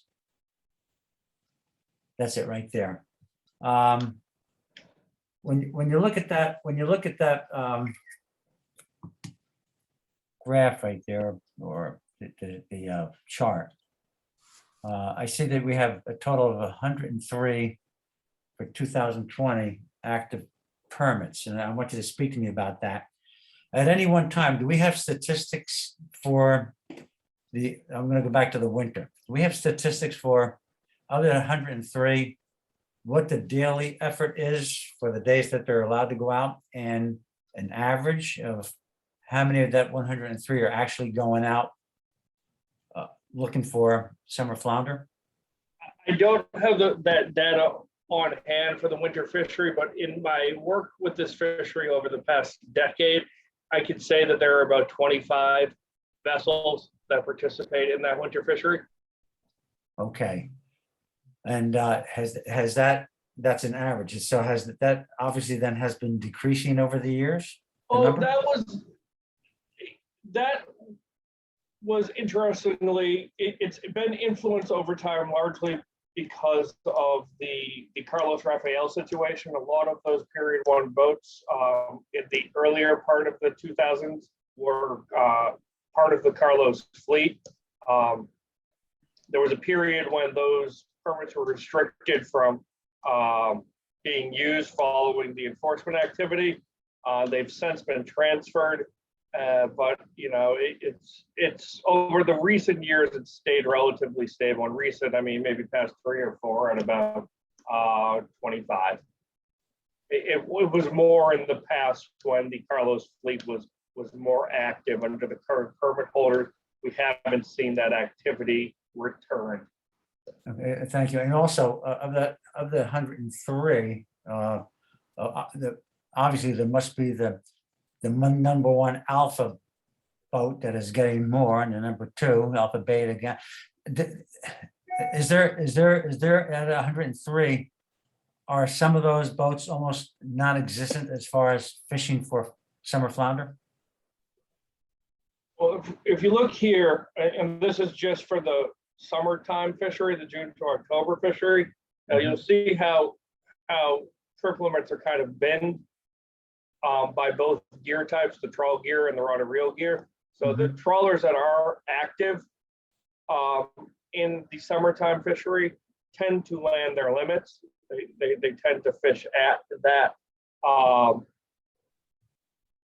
That it's currently a 400-pound limit, but up until 2020 it was a 300-pound limit. So that's why you see the bulk of these, these frequency of trips occurring at that trip limit. The hook and line fishery is different. Most trips do not occur up to the trip limit.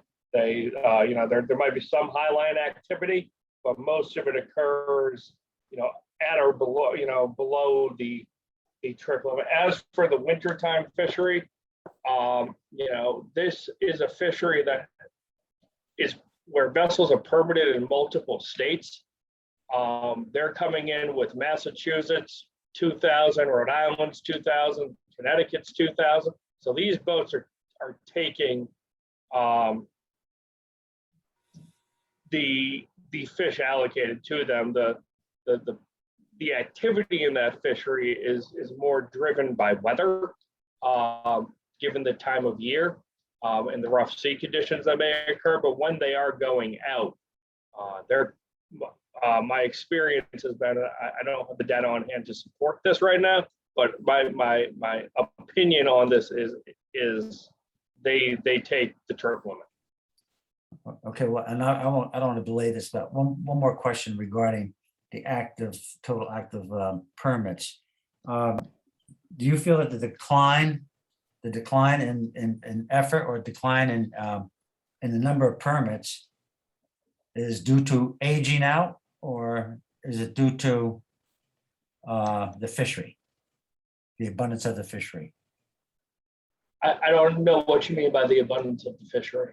Well, apparently, if the fishing is not going to be good, people are not going to put the effort into doing it, and they're going to say, why even bother?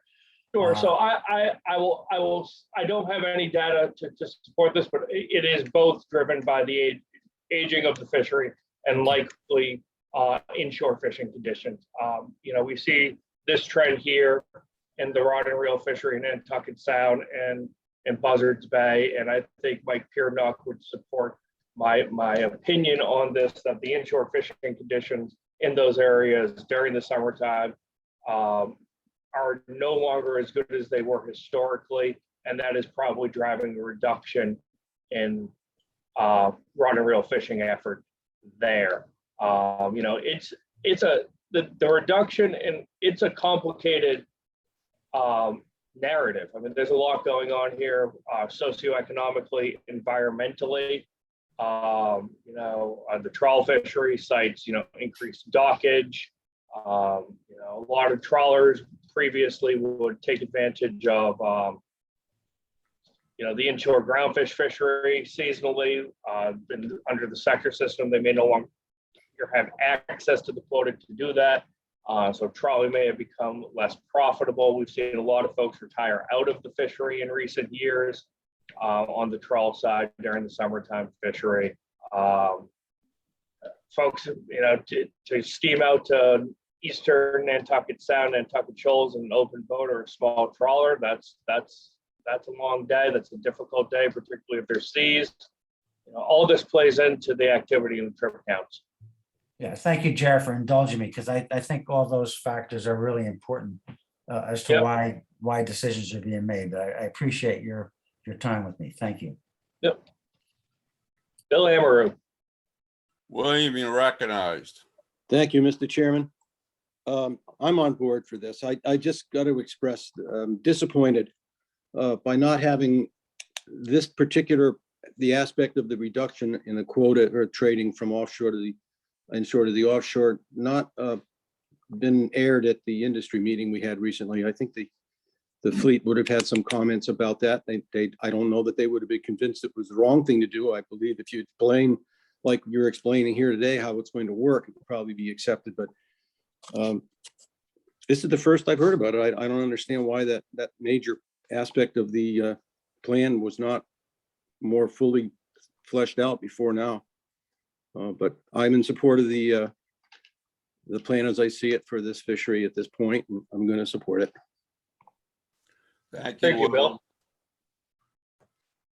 Hands, Jared? I'm not seeing any further comments on this. So what do we need here, Jared? This is just a proposal going Just out. a public hearing proposal, so we just wanted to get the input from the commission. Hear questions, comments, concerns, support, lack of support, to generally gauge it before we move it forward. And the internal rulemaking process to go out to public hearing this fall. So, you know, I think there's been good discussion on this and enough, you know, of an understanding of what we're trying to do here among commission members, where we're confident to move this out to public hearing in the fall. Bill Lamoureux? Yeah, my apologies, Jared. I thought this was an action item we were going to vote on like the previous two. I didn't realize this was heading to public comment, and you'll get those comments, and I apologize for misunderstanding. Thank you, William. Thank you, Bill. So have we concluded this discussion? We've concluded my aspect of the summer flounder discussion, and I'm going to turn this over to Dan and maybe Nicola to deal with black sea bass. All right, well, I'm going to call for a 10-minute break before we turn it over to Nicola so she can get whatever she needs to get on the screen. 10-minute biological break.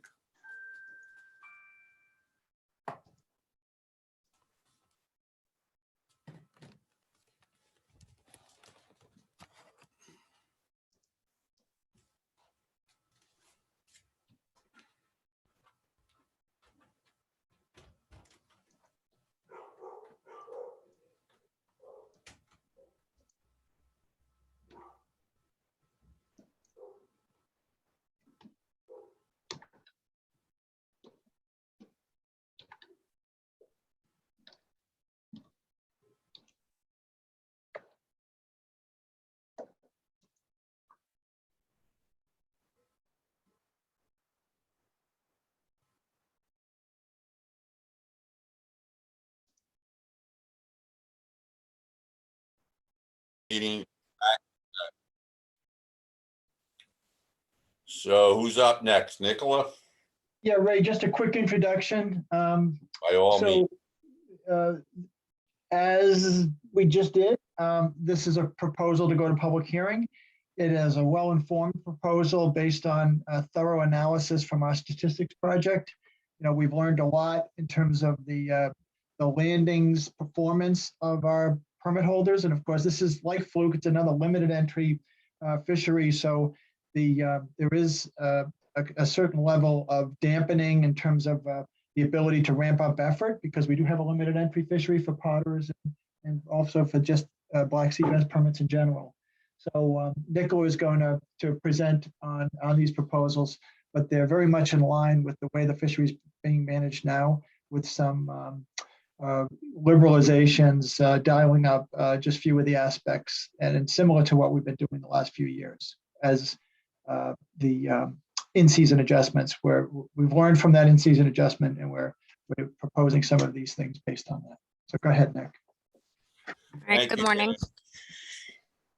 So this proposal, has some similarities to Fluke in that it is responding to a quota increase for 2022 that is brought about both by a combination of a coastwide quota increase as well as the reallocation approach, which will go into place next year. And that is something that, DMF was a strong supporter of because it responds to the northward shift in the species distribution, whereby 25% of the coastwide quota is distributed in a manner that reflects the distribution of the stock between the more northern and southern area of the coast. And the most recent assessment shows that 85% of the spawning stock biomass is in what's deemed the northern region, which is north of Hudson Canyon. So that's why that 2022 quota that you see on the screen is increasing by 26% from 2021,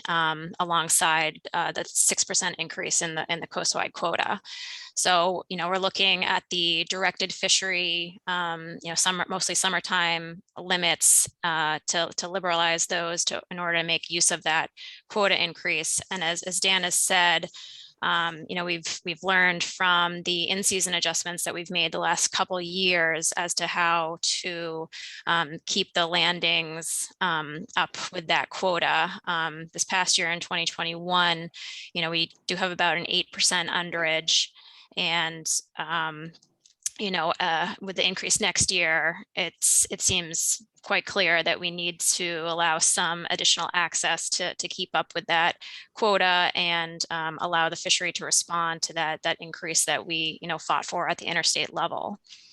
If you want to go to the next slide, Jared.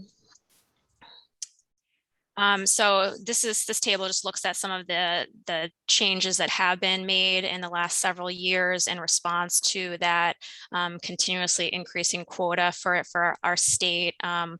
Back in 2017, we moved the season up to July 8th, and our proposal will be to move that up just a little bit more. And then also by regulation, we changed the one of the days in 2018 so that they were evenly spaced with Sunday, Tuesday, Thursday. So currently we're at that 3-day week for the summertime directed fishery.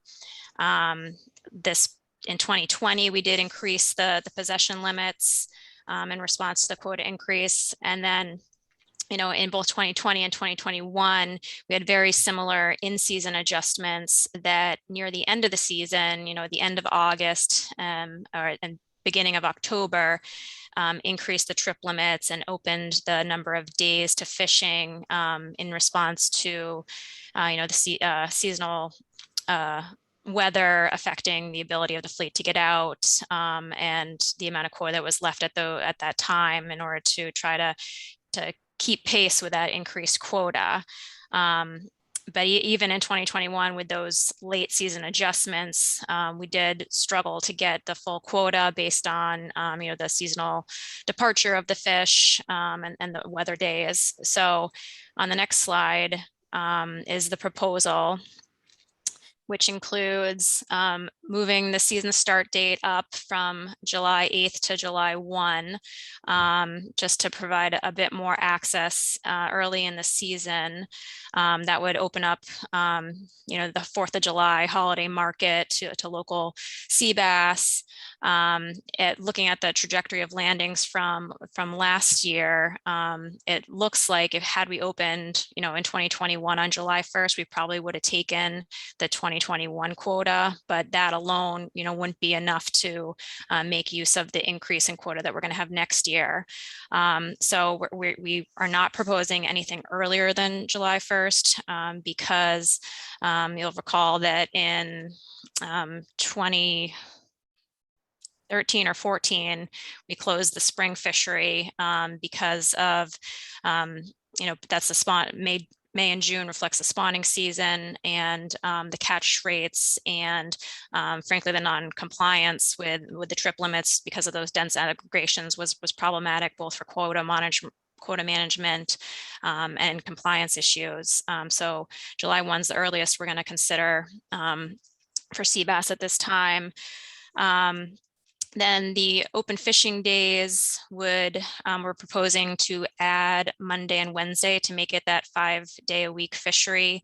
But instead of doing that at the end of August, when the fleet, is not able to take advantage of it fully because more of those days are knocked out due to weather, we're proposing to start that 5-day-a-week fishery at July 1, and then have a date of October 1st where it would go to 7 days per week.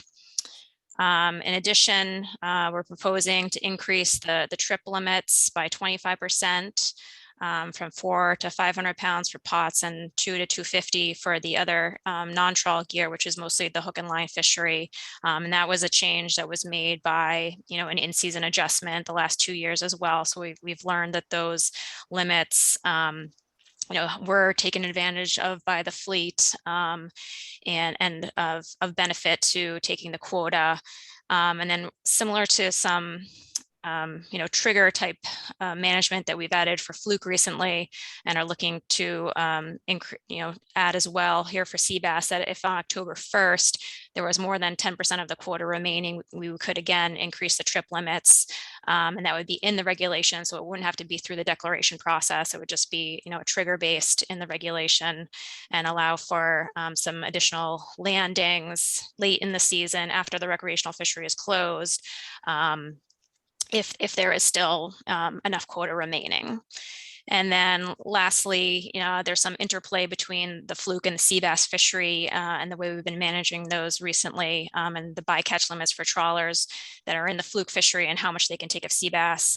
We might need to adjust the sea bass bycatch limits a little bit for the trawl fishery, depending on what is also approved for summer flounder. So that's part of the proposal to make sure that those two fisheries are still aligned. And if there are any questions on this proposal, I'd be happy to take them. Questions for Nicola? Mike. Thank you, Nicola. Just a question. I see that we're at is it 90% threshold through November? Yeah, we're at about 92% of the quota.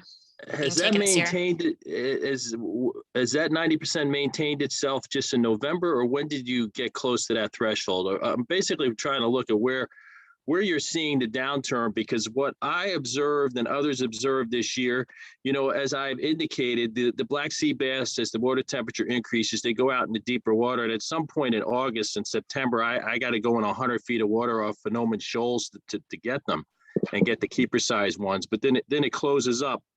But as I've been talking the past few weeks in November, and I'm in 20 feet of water, we're encountering monster black sea bass that we discard or release, while we're togging, and that water temperature has come back and they've come back in. So does this reflect that kind of relationship, or is this more driven by the market and the supply and demand of the market? So the memo includes the annual running total of landings, and it was, about late October that the commercial landings flattened out. And this was from a couple weeks ago, so I don't think I have anything for November but that's when the fishery pretty much came to a close. There was, landings have been trickling in a little bit, but by the end of October, it largely stopped. And Anna has her hand up, so she may have more to add on that. Anna? Thank you. Can you hear me okay? Yes. Yeah, and I just wanted to reiterate, there has not been any change since that last figure was created. It was a late October slowdown, and it's been relatively flat ever since. So we have not seen that an increase from that inshore migration. Yeah, Michael, talking to the pot fishermen in the Sound over the years, that occurred, and Story and Anna could probably look this up in landings over the years. The large fish used to leave the Sound, and then they would return, as they did this year. But for the past, well, not including this year, but I'd have to say 2019 and 18, once they left, they never came back. And I think the flatlining this year, a lot of the pot fishermen, because of the storm and all, brought their gear home. I see, thank you for that. I just wanted to share that observation because we continue to have these crazy water temperatures and how they come and go, as we all know. In addition to the issues with the weather, with getting out there, but they're back, and then numbers that are reflective of the status of the stock. Thank you. Yeah, the Highline pot fishermen told me they returned and then they took off again, and then they were catching a lot of mediums. So they decided it was time to bring the gear home, especially with that storm we had. Thank you. I'm good. Thank you. Nicola? Khalil has his hand up. Khalil, you're recognized. Thank you, Mr. Chairman. Thank you, Nicola. I'm curious if the permit graph that was shown for previously, that kind of graph really fascinates me. Do you have any type of information regarding the commercial permit holders, the numbers, and whether it's increased or decreased, and the number of actives as opposed to the inactives?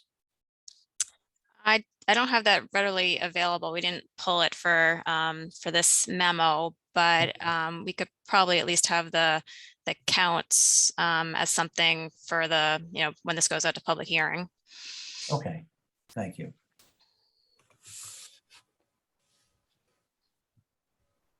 Questions for Nicola? Looks like a clean slate, Mr. Chair. We can move on to the next topic.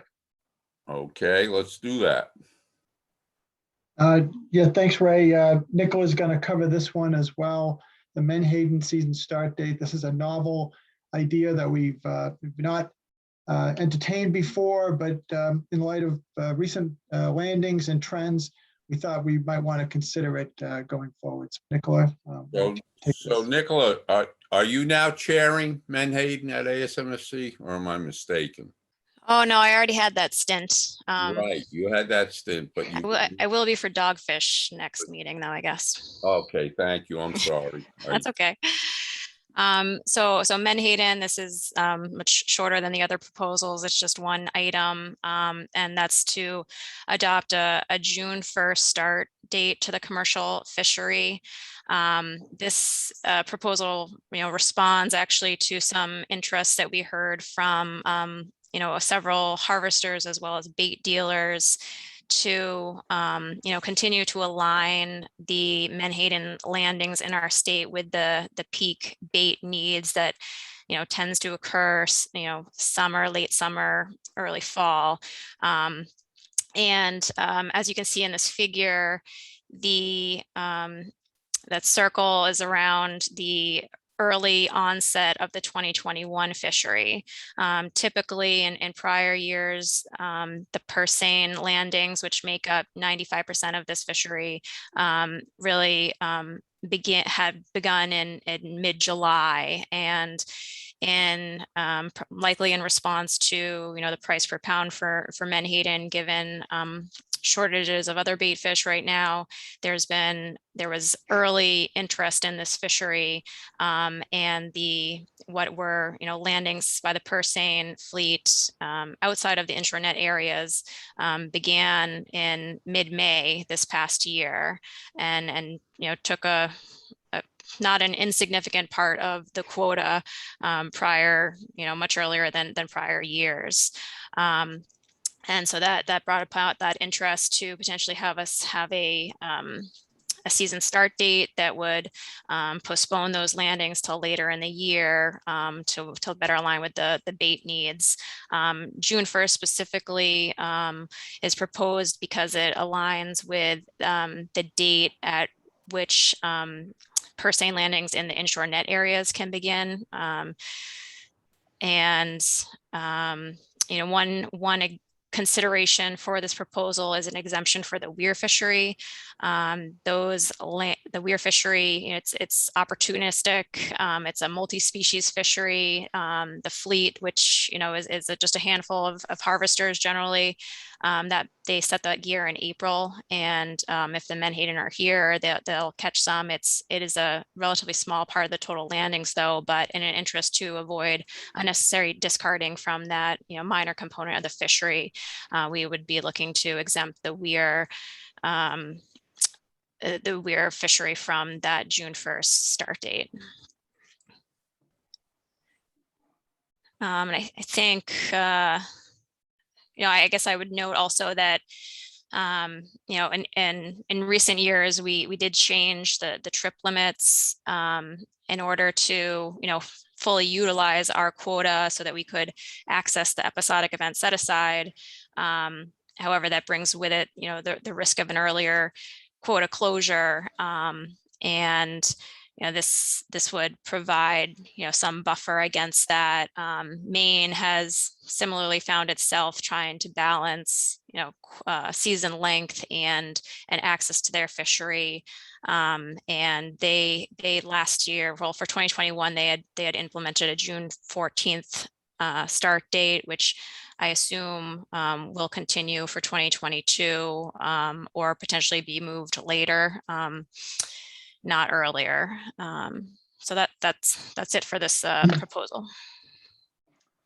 Thank you, Nicola. Questions for Nicola? Ray, if I could just make one By all comment. means, Dan.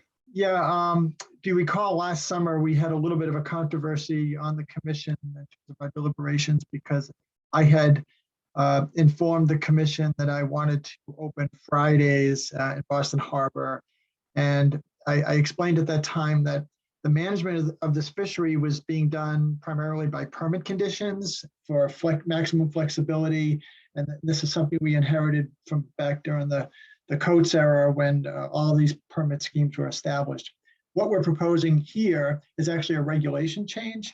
I'm way more comfortable having the commission weigh in on these issues through the 17A, section 17A of chapter 130 process, which is a normal regulation that establishes the times, places, and the amounts of fish that may be taken. I mean, that's what's in your wheelhouse in your role in Massachusetts Marine Fisheries. So we're talking about this being a regulation, not a permit condition. Thank you, Dan. Questions? Mike?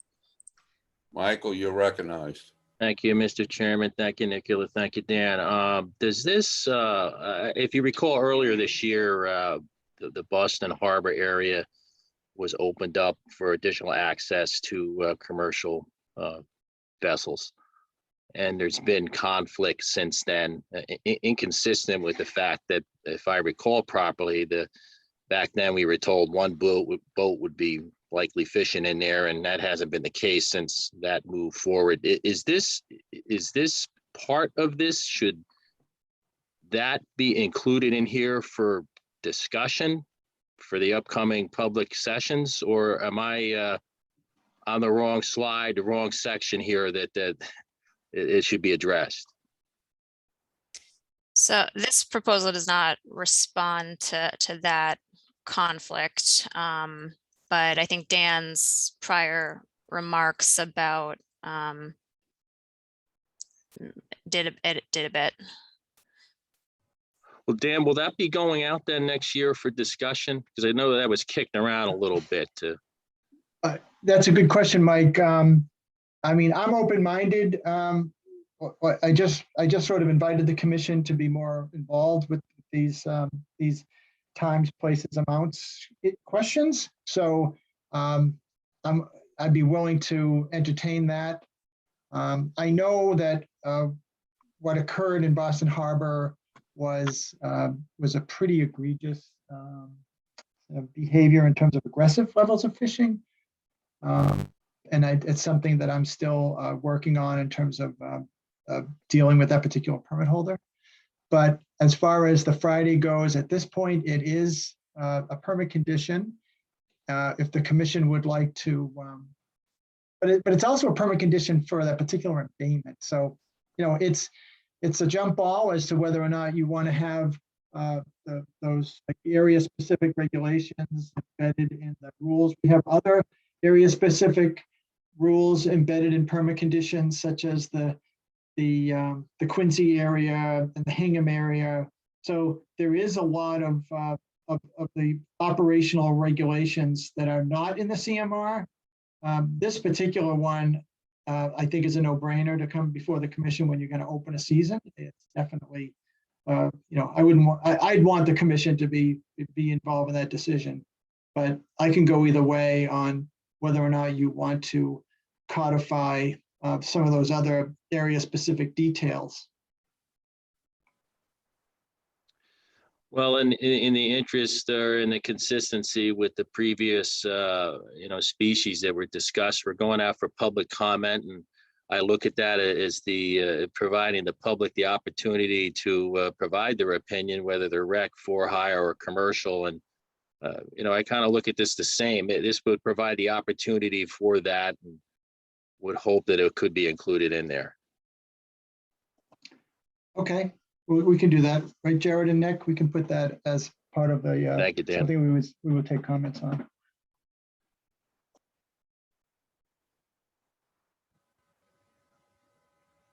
Well, Dan, you just asked Jared and Nick, and I haven't heard a response. Yeah, I mean, there's nothing that would restrict us from taking comments on a permit condition at a regulatory public hearing.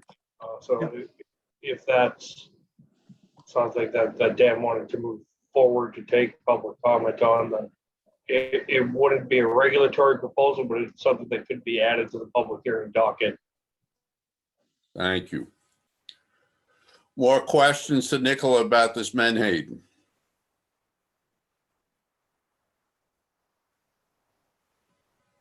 Any hands, Jared? I'm not seeing any hands among commission members now. Ray, we're going to let Nicola go and then represent me at the executive committee meeting, which of ASMFC, which starts at 11 o'clock.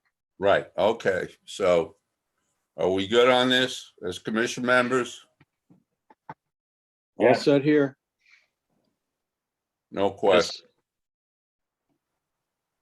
Shall we move along, Jared?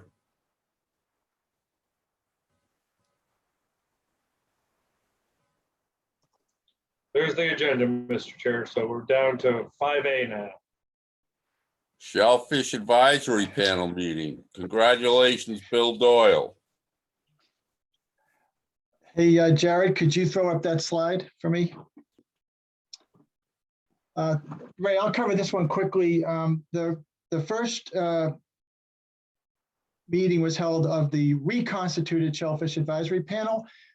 This was based on legislation that was filed on our behalf. If you recall, we had an informal Shellfish Advisory Panel going back to 2014. We were pretty successful with bringing in members of the public to perform a lot of the services that you perform, you as a group perform for us in terms of giving us programmatic advice and insights that we otherwise don't get, and also allow different stakeholders to sort of discuss matters in an open forum.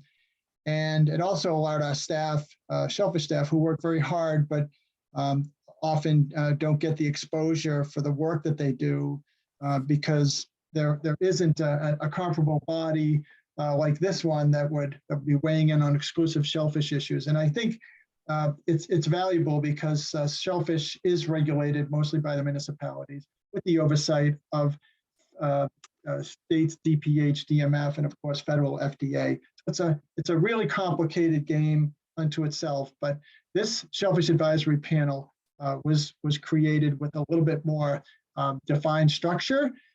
You can see in the following slide like who's on it. That you've got 7 agencies. You got Ag, you've got DEP, you got Public Health, CZM, Director of Indian Affairs, and then you've got legislative chairs, and then the DMF appointed members. There's a whole group there with specific roles, And Bill Doyle of the commission is the designated person who serves on this. So we had our first meeting. I thought it went well. It was the introductory meeting. We've got kind of a short list of things that we would like to work on. And a lot of these issues arose during the development of the strategic plan that was created last summer by the thing called the Massachusetts Shellfish Initiative. And many of the members who contributed to that strategic plan have also been appointed to this body. So there's nice carryover. And I'm looking forward to it. And I think success for this group would be to create good open communication, not only across sectors, but with the general public. It means doing things like we do at this MFAC, creating public documents, minutes of meetings so that people understand what we're doing, but also getting the input of subject matter experts. We heard some great recommendations coming out of the meeting. One of the seafood dealers was talking about the need for more training for his staff, and really wanted DMF to invest in more training videos, because it's difficult in terms of turnover and getting employees up to date with state and federal rules. That's the kind of thing that he's looking for. We had aquaculturists talking about the need for bulk tagging, especially oyster farmers who need to get the product in quickly. We have a rule that says every bag has to be tagged, and sometimes that can delay the harvest to such an extent that you run the risk of being in violation of the time temperature standards.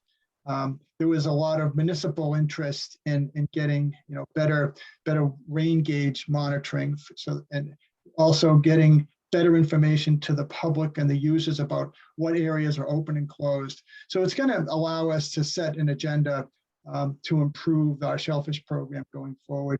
We even had the chairwoman of the House Natural Resources Committee, Carolyn Dykema, attend the meeting, and I was thrilled that she did, and she hung in there. She's from an inland district, but she's taken an interest in this, and I think we've got a great opportunity to work with her should there be a need for legislation to be filed. So that's the extent of my report. We're going to meet twice more in the next few months. We're hoping to meet in February and then probably in May.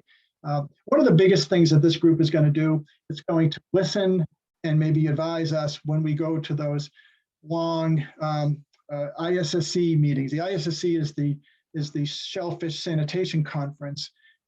It's really like a Congress where, like we, Ray, at ASMFC, each delegation gets a vote, and that's kind of how it works out down at ISSC. But what comes of this is like amendments to the Bible, to the model ordinance, it's called, and that's what you have to comply with. So it's really important to have a game plan going in. A lot of work gets done, like ASMFC, Ray. A lot of things get done by committee in advance, and so I hope to use this forum to inform stakeholders about what balls are in play at those meetings that are held every 2 years, and then come back with reports about, well, what happened, because these are like embedded committees that it can be complicated outcomes, but the decisions they make can really have a big effect, such as what we are facing with the wastewater treatment plant outfalls.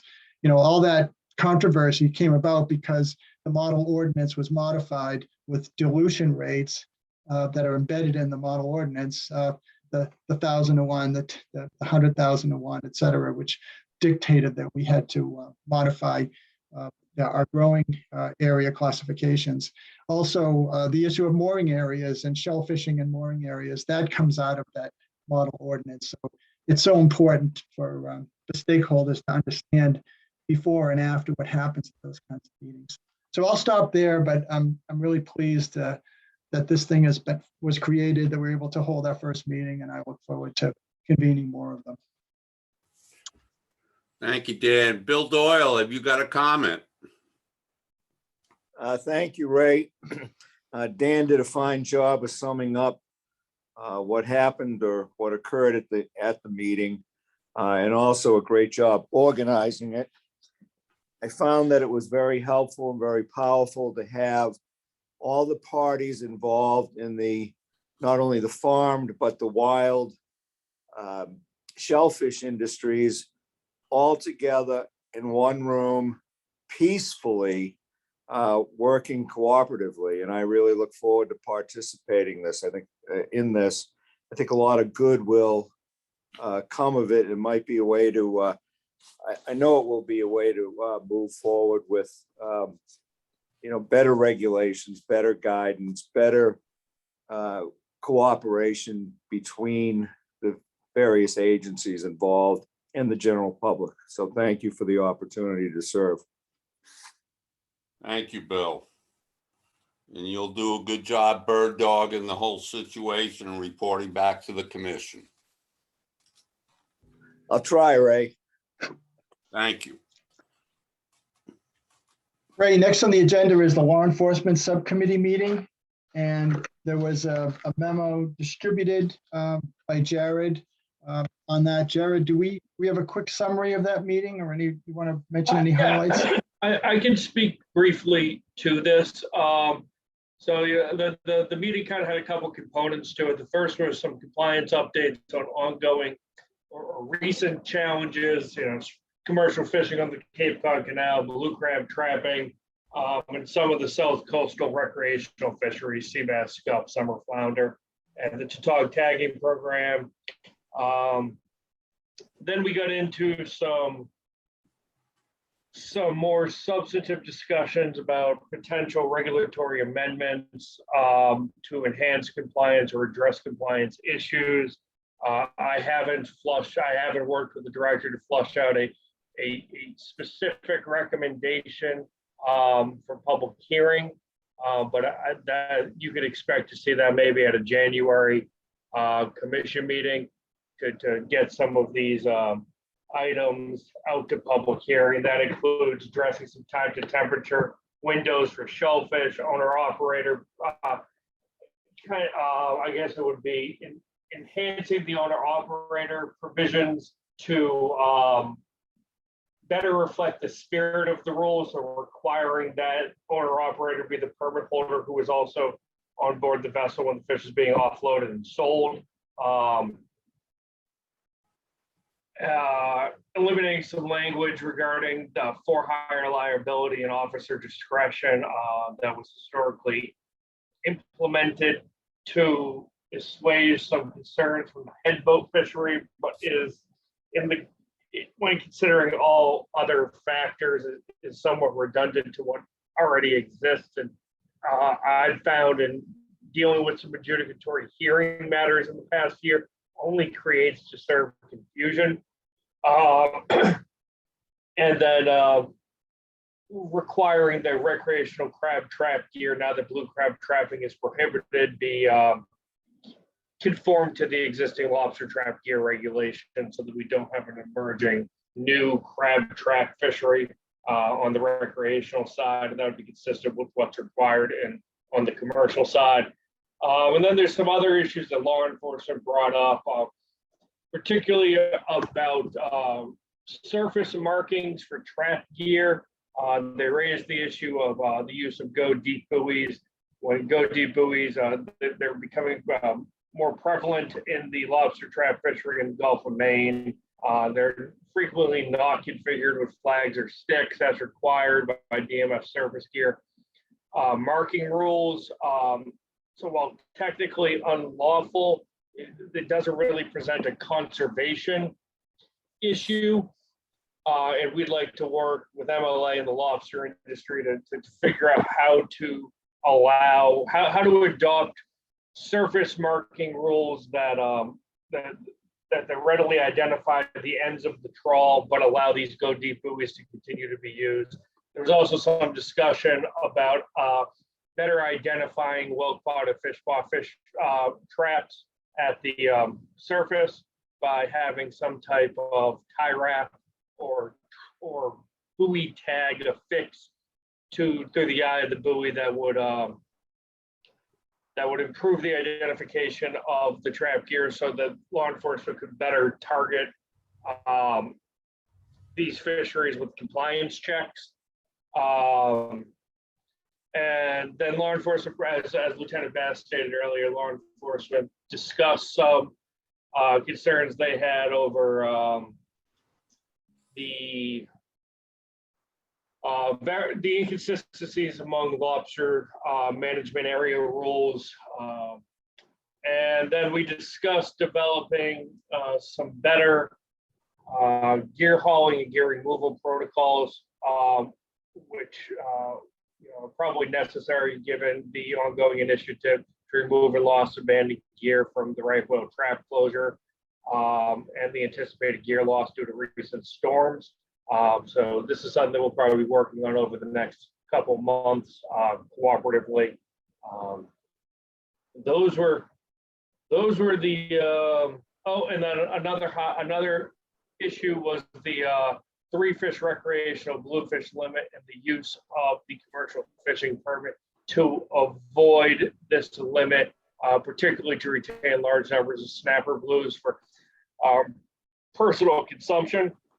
So we may want to also consider adopting a commercial bluefish minimum size limit. And that's something that we committed to exploring. So those are the major issues addressed at this law enforcement subcommittee meeting. I'd ask Lieutenant Bass, any of the MEP officers who may be on today's call, or any members of the law enforcement subcommittee to chime in and raise something I may have glossed over. Well, I'll just make one comment. I believe we were discussing a 16-inch minimum size in the commercial fishery. Yeah, my recollection is that we're gonna speak with some of the dealers and some of the highliners in that fishery and come up with a specific number. I don't have in my notes that a specific number, but that's just what's in my notes and my recollection. Right. Okay. So, thank you. Lieutenant Bass, have you got anything to add, lib? No, I think that was a nice summary. I mean, I mentioned the oversized previously, but yeah, if any of those bullet points were too brief, yeah, we could obviously clarify and answer any questions, but I think he covered it well enough. Questions from commission members? Not seeing any hands raised, Mr. Chair. Thank you. Let's move it along to the review of the Atlantic Mackerel Subcommittee meeting, which occurred, yesterday? Yeah, Ray, I'll give a brief description of the meeting and the issue at hand.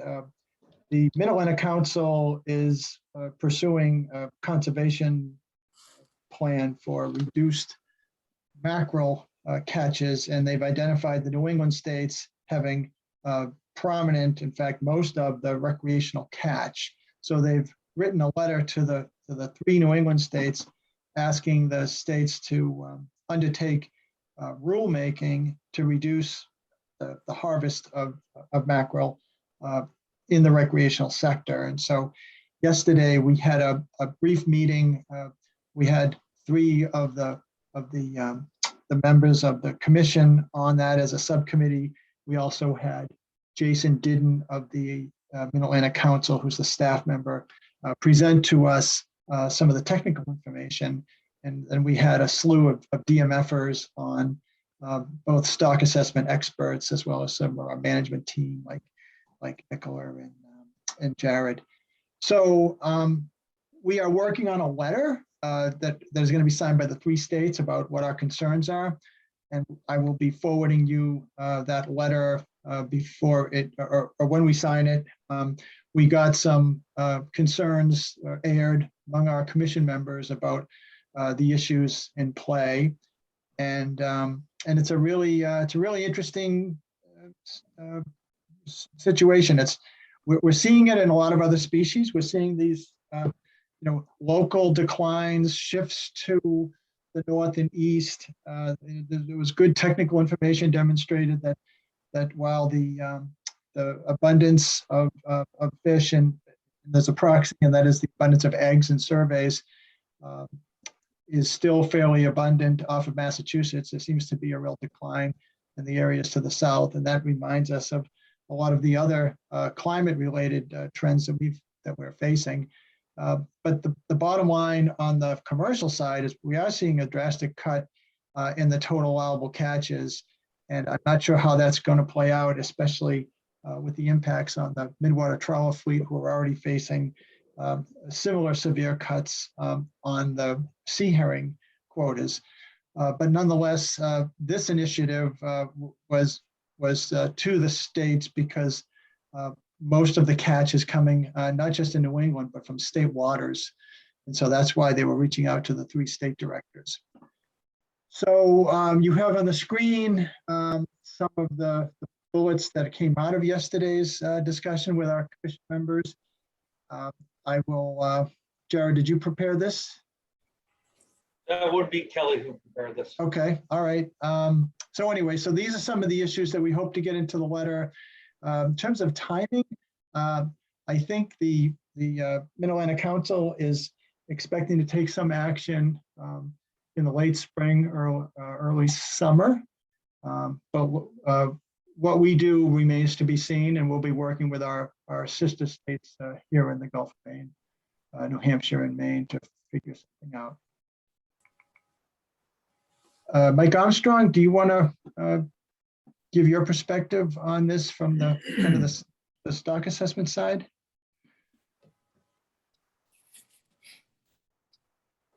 You caught me unprepared here, Dan. Well, consistent with the things we talked about yesterday, you know, the trends that we're seeing in the fishery, the challenges of instituting rules based on MRIP data. You know, how could we possibly reduce catch by as much as 50%? What legal mechanism, what rules would we enact? You know, we'd have to look at the MRIP data and figure that out. Some of those concerns. Yeah, I mean, this is a species that we get a lot of intercepts and we have a lot of data, but it's all self-reported. We don't observe most of the catch because people use it as bait. And so there's all sorts of potential biases in the data that we really have to look at it carefully before we jump on board. I mean, something needs to be done. The stock is clearly struggling. But we're going to have to look at the MRIP data really, really carefully before we move too far forward.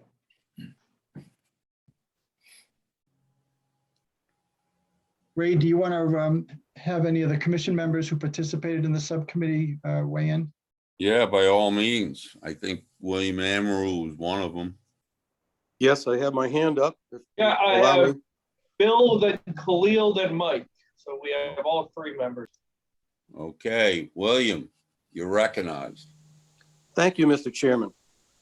First thing I'd like to say is whoever prepared the subcommittee report that's now on the screen, I'm very impressed. An excellent representation of what we need to be aware of, and that the New England, the Mid-Atlantic needs to be aware of. Who was it again? I think you mentioned it a minute ago. Melanie? Kelly Whitmore? Yes, Kelly. Yes, she was there listening to the entire discussion, and she's really captured the essence of it. Thank you very much, Kelly. The other comments I have are in the directive that was sent out to us by the division, which was also a very informative and well-prepared document. There's a section on page 7, directed mackerel by midwater trawlers. To me, this is an incredibly important part of what we need to understand about the fishery. And yet it only has a 1-sentence descriptive. It says midwater trawl gear, both paired and single midwater trawl vessels landings make up the majority of annual catches since their increased use in the early 2000s. That's the entire description of the mackerel fishery from that perspective. I'd like to know what the numbers were that they represented in terms of percentage and tonnage of the catch. And we just need to know a whole lot about the major component in the mortality of mackerel in the eastern United States, the Northeast. It's a 1-sentence descriptor, And the other thing is I cannot find what the minimum size that the Canadians use to establish their minimum size for mackerel. There is a statement here that they use L50 of maturity, which means, I guess, 50% of the fish kept at that size at spawn and 50% are immature. But I don't know what the size is, so maybe that could be gleaned out of the information from Canada. But other than that, the discussion was very, very useful yesterday. And I'll yield to the other two members for their points. Thank you. Khalil, you're recognized. Thank you, Mr. Chairman. I found the meeting very informative yesterday. And one of the charts or pages that were shown to us in the PowerPoint was showing the graph of the spawning stock biomass from the high in the early 70s, very high amount, down to below reproductive. I may be saying this incorrectly, but down below reproductive threshold or a very low reproductive threshold. I found that very disturbing. Anecdotally, I'm hearing that there's no shortage of mackerel in our waters. And if they are moving off, it's obviously because of climatic or abiotic factors and maybe also biotic factors. And that's something we have no control over, but it is affecting the population. And so that the lack of or for better use of words, the low spawning biomass, I think is a great concern.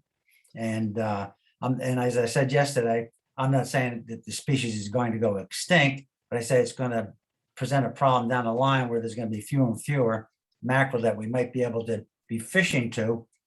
But off of this coast of Massachusetts, and it was a nice graph that was shown yesterday showing the historical study of the egg patterns being laid along the coast from, I can't remember, from 58 to the present time. And there seemed to be a very robust reproductive capability going on off of our coast. So there are a lot of factors in play here.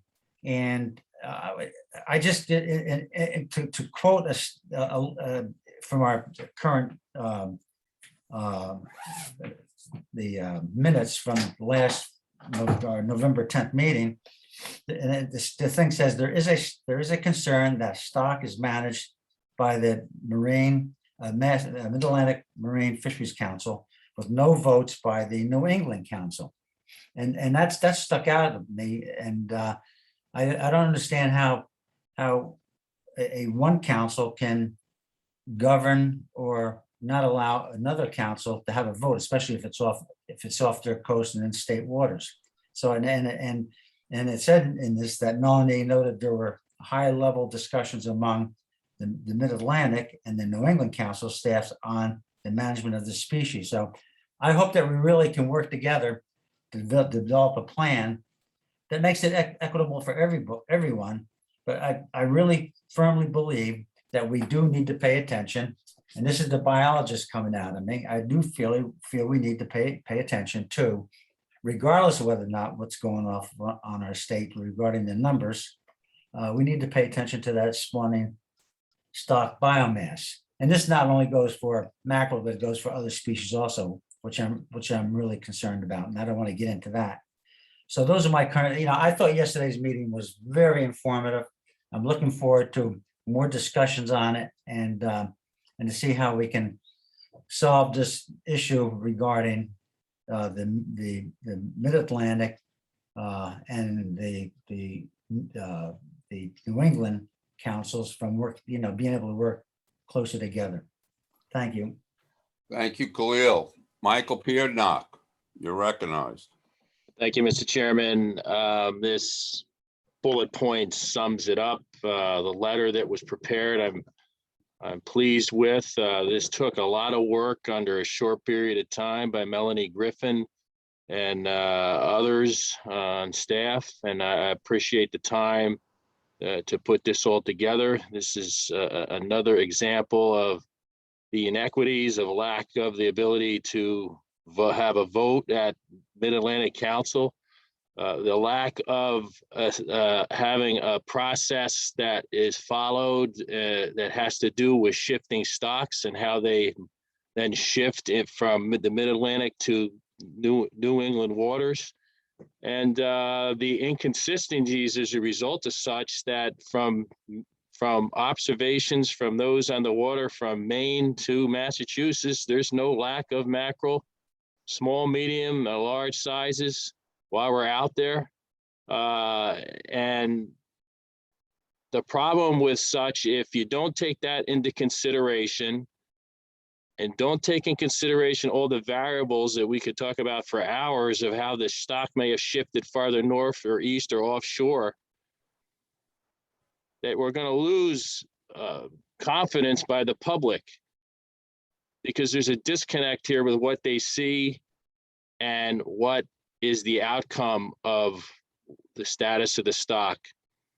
So, you know, Dan pointed this out, others have pointed this out, of this climatic shift issue, and it's not an easy thing to address, and it's going to take time. Hopefully, though, as a result, that lack of time to address it will not have a detrimental impact on this stock and on us. I am happy that there's a multi-letter, that the letters from all three states that are impacted, because from my discussions and observations from people on the water, the observations are the same. There's no lack of those fish out there. So a job well done on a little bit of time that we have. And I know this may possibly be on the council table next week to discuss. And we have to, me and Melanie will sit down to, you know, see if that's going to happen with it, which is still kind of up in the air. But there's a lot of different directions this is going right now at a lot of different levels. But I once again wanted to thank everybody for their time on this one. Thank you. Thank you, Michael. Anybody else? I have some comments from the director and from Kelly. Let's start with Kelly. Hello, thank you, Mr. Chair and everyone. I just wanted to respond to Bill's first couple comments. I apologize for the midwater trawl section missing. We noticed that last night late. And so we will update that in the memo and other things as we learn. This is the start of this process. So we have had a lot of staff working on that memo, and we will be adding more to it as we gather those data. And then the other comment that Bill had was the question was on the minimum size for Canada. That's 26.8 centimeters. And it is based on their last assessment, the length at 50% mature to allow one spawn to take place before that enters the fishery. And that's all that I had. Thank you. So Kelly, in US standards, what's 26.8 centimeters? I didn't convert that. 10.5 inches. 6, Jared. Yeah, I had the same question, right? Thank you, Jared. Thank you, Kelly, for the update. I hope Bill heard what you had to say.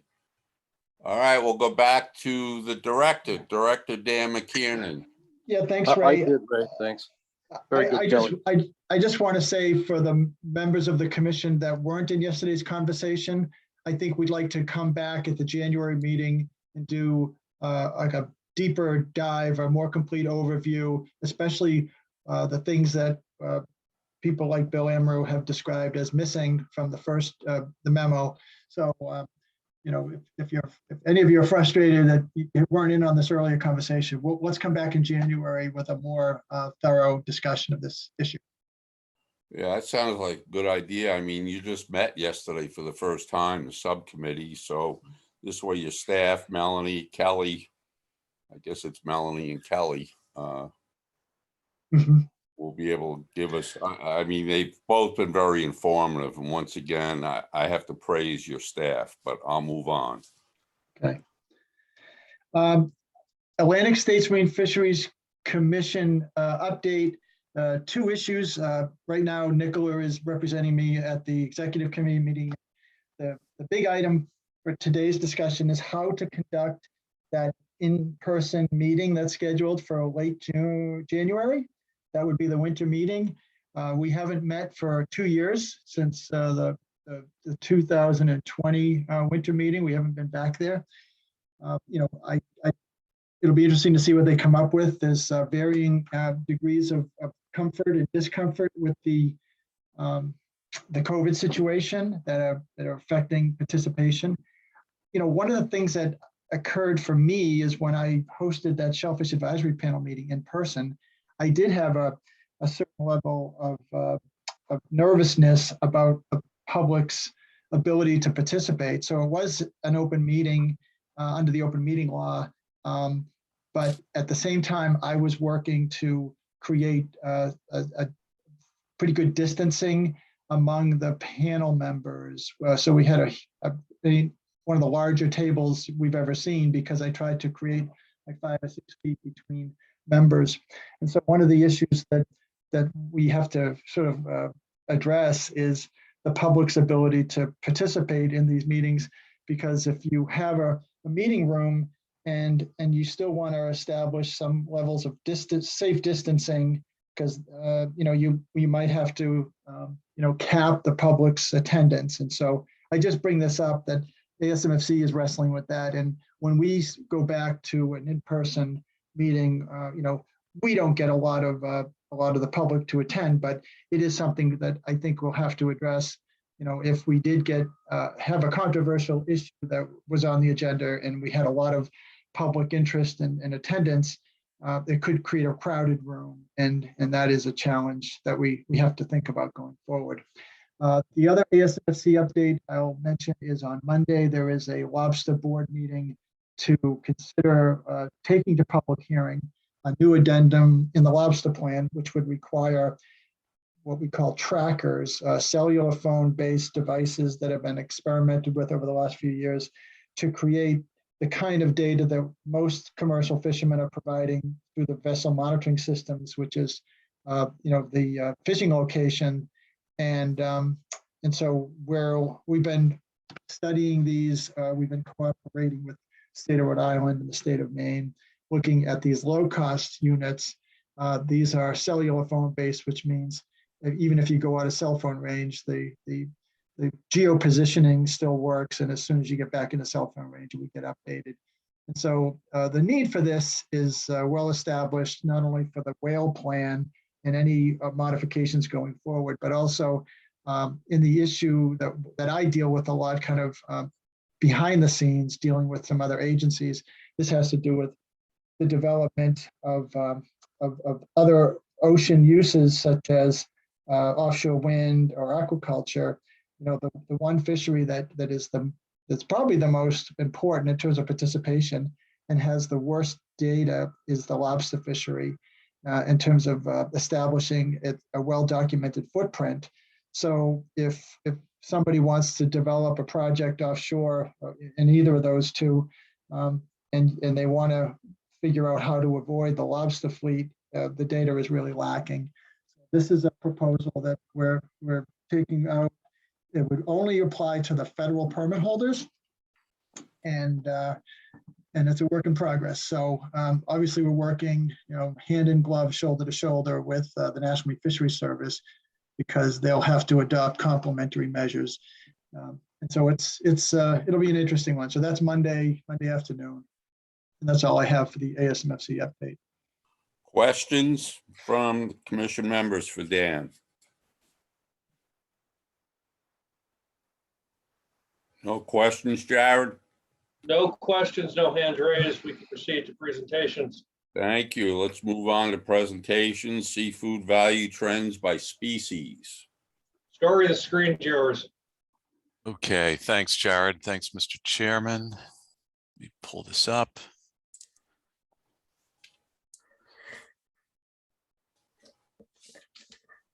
Okay, can you see that now? Yes. Great. Okay, so we wanted to give you an update on the 2021 running total of ex-vessel value for all seafood species landed in Massachusetts, and then some just a 3 or 4 specific species.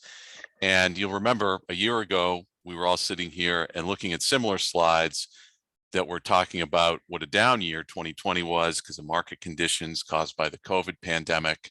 And we have seen a rebound this year in some species, but definitely overall. So what you see here is the running total of ex-vessel value across all species, the yellow line being 2021. And you can see that running total of ex-vessel value is approaching $800 million for the year, which is an all-time high. The gray line below it is 2019, and then the 5-year average in blue. Of course, we know that 2020 was a very down year because of the pandemic, and you can see that orange line at the bottom. So overall, the value of what's being landed in mass is really high this year so far, all-time highs. The next couple species are really driving that increase. The first is sea scallops. You can see total ex-vessel value approaching $500 million here for sea scallops, an all-time high. Of course, these aren't adjusted for inflation. We could do that at a later time. But what's interesting about sea scallops is the landings are very comparable to last year. It's the average price per pound that's being paid, or that price that's really driving this increase. And that is the same story for the next species, lobster. You can see here that lobster, the ex-vessel value is already well over $100 million for the year. Last year, we ended up just below $80 million for the year. The landings are tracking roughly the same, maybe slightly below last year. We'll have to wait till the end of the year to see once everything's tallied. But the average price per pound is up about 33% for the year. The average price per pound right now is around $6.50 a pound, and that's down from $7 a month ago, $7.50 to $8 over the summer. So really extraordinary ex-vessel prices are driving the total value. Interesting about this slide, as Anna and I were looking at it last night, at the end of October, you can see that little plateau. That's, of course, that storm we had the last week of October, where the lobstermen couldn't get out for a week or so, and you can see it there. Next slide, oysters. You can still see that in 2021, the total value is below the 2019 average and just above the 5-year average, certainly well above 2020. We know the story last year. This one seems to be, just a quick look, seems to be driven more by increased landings than an increased price being paid to the harvesters. I'm sure Bill could speak to that a little bit, but the landings are definitely up, which is resulting in the value being up close to the 5-year average. And then the final look we have for today is the fluke fishery. And you can see that the 2021 value is very similar to the 2019 average, and obviously, and of course, above 2020. The landings so far for 2021 are very similar to 2020. So it's an increase in the price per pound that's driving this increase. The reason we can't plot the 5-year average here is because of no fishing days and things like that. It gets kind of wonky to look at it as a 5-year average. We've been asked to, this is all we have for today. We've been asked to look at this for groundfish, and we're going to do that. We can certainly look at this for other species, but this just gives you a look at some of the species and where things stand. Hey, Story, if I could just broaden the conversation a little bit here to talk about CARES relief. So the CARES relief tried to fill the gap between the 5, if you go to the previous slide, maybe oysters will make more sense.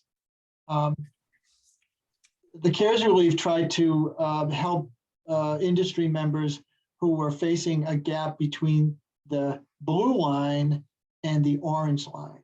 So, that's how we were, that was what we were paying out to. We were paying out fishermen who suffered at least a 30% loss into whatever time period we described relative to 5-year averages. But you can see that, like, for example, the oyster losses there are clear. As soon as the pandemic hit and there was a lack of demand in the restaurants, that delta between blue, between obviously 2020 and 2019 is clear as well. But the metric was the 5-year average of blue relative to the 2020 revenues in orange. So that depicts the need for the CARES Act right there for me, is that deficit. I don't know if you want to comment on that. Yeah, I agree with that as the depiction of what we were trying to do with CARES as best we could, right, with the money we had. Yeah, and then the other species like lobster and scallops, the gains over last year, or even over the 5-year average, are just incredible, right? I mean, look at that lobster, that gold-colored lobster line for 2021. Is that not only did we make it back to the 5-year average, but we're about 30% higher than the 5-year average for most of that graph. Yeah. Okay. We can take some questions from the commission if you want. Yeah. Any questions? Leo. Thank you so much. Story. I love the graphs. I really do. They really show a lot. Story. I was wondering if back at our September 12th meeting in 2018, we were supplied a chart that showed the top 10 valued species for 2017, and also we were which went from sea scallops to surf clams, from the highest to the lowest, surf clam being number 10. And then we were also given another chart, which ranked. I was given this at another time because I was getting information ready for striped bass. I was given another chart that ranked it from 1 to 71, 71 being the cunner, and then we had a lot of non-applicables. And the poundage and the value. Is it possible for us to get that kind of a chart again? Because I found that very valuable. Sure, we have that in our 2020 and sure, we have that in our 2020 annual report for last year. We can forward you that along, and then certainly update it for this year. Well, I should then be able to just get it from the annual report. I'll forward it along. Okay, thank you so much. I found those really very helpful to compare the different species, especially the top 10. Some people wouldn't believe. They say, well, goosefish is number 5, but I don't know what it is today. But I just found it a very worthwhile and meaningful piece of information. Good to know. Khalil, we do publish that every year in the annual report. And so my question to Story is, how much time before, say, the 2021 data are available? Is it usually mid-spring before that's finalized? For dealer data, Anna can speak to that a little bit better, the timing of that. I believe we use dealer data on that, so it would be available before anything that requires the trip level reports from the harvesters. Yeah, it's usually, we have to wait until the surf clam data are published because they are reported via a different system. So it's typically very early May is when they become available. And that gives us the complete picture. Yeah, thank you. And the last thing I want to do is create any extra work for anyone. And I can most certainly go to the latest annual report, which I should be reading or more carefully.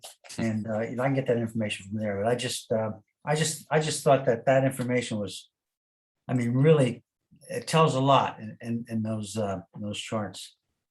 The annual report shows the value of landings and value for species that land over $2 million. In the previous year or in the year.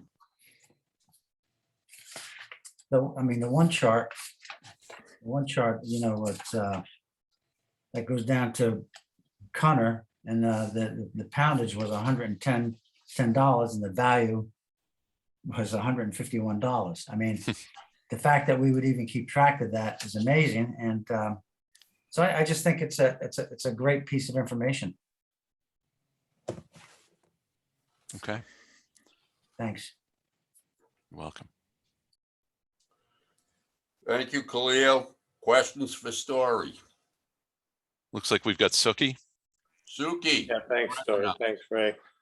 Just a general observation. There's the state of Massachusetts. It's going to be in the vicinity of $750 million in seafood landings this year. And the MEP's Marine Patrol is at a minimum low of officers and stuff. I just can't see why numbers like this can't be used to impress people in the legislature to, reevaluate the numbers of MEPs that are out in force, working in the state. That's all. Just, there's got to be a way to increase the law enforcement efforts in the state. Thank you. Thank you, Suki. We've been submitting letters annually for that reason. All right, that's all I see for hands. Thank you, Story. Thank you for your presentation. You're welcome. Can we move on? Story, Mike, the screen is yours. Yeah, Mike, I'm sorry, Ray, the next presentation is about the new old Cat Cove Marine Laboratory. Mike's going to present on our reoccupying a historic DMF building in Salem and what kind of work we expect to do there. So I'll turn it over to Mike. Michael, are you ready? I'm ready. Can you see the presentation? No. No. Awesome. Hang on.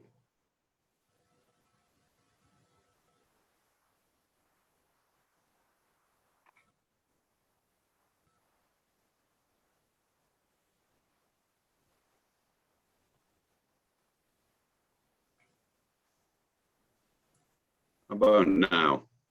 Yes. Yes, great. All right.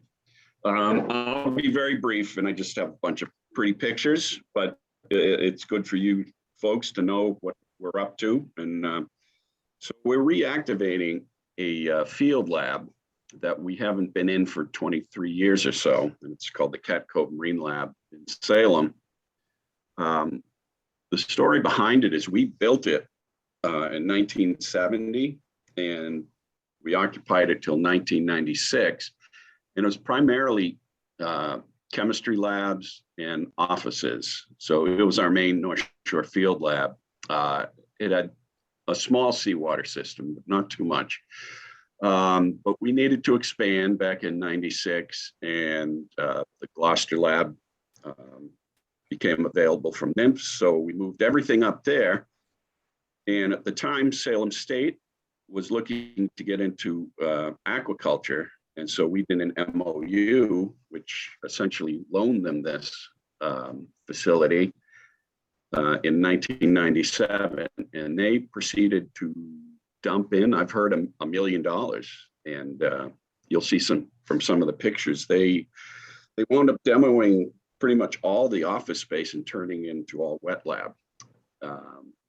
And then last summer, Salem State is pretty broke, and the folks that were involved with the aquaculture program have retired or are near retirement.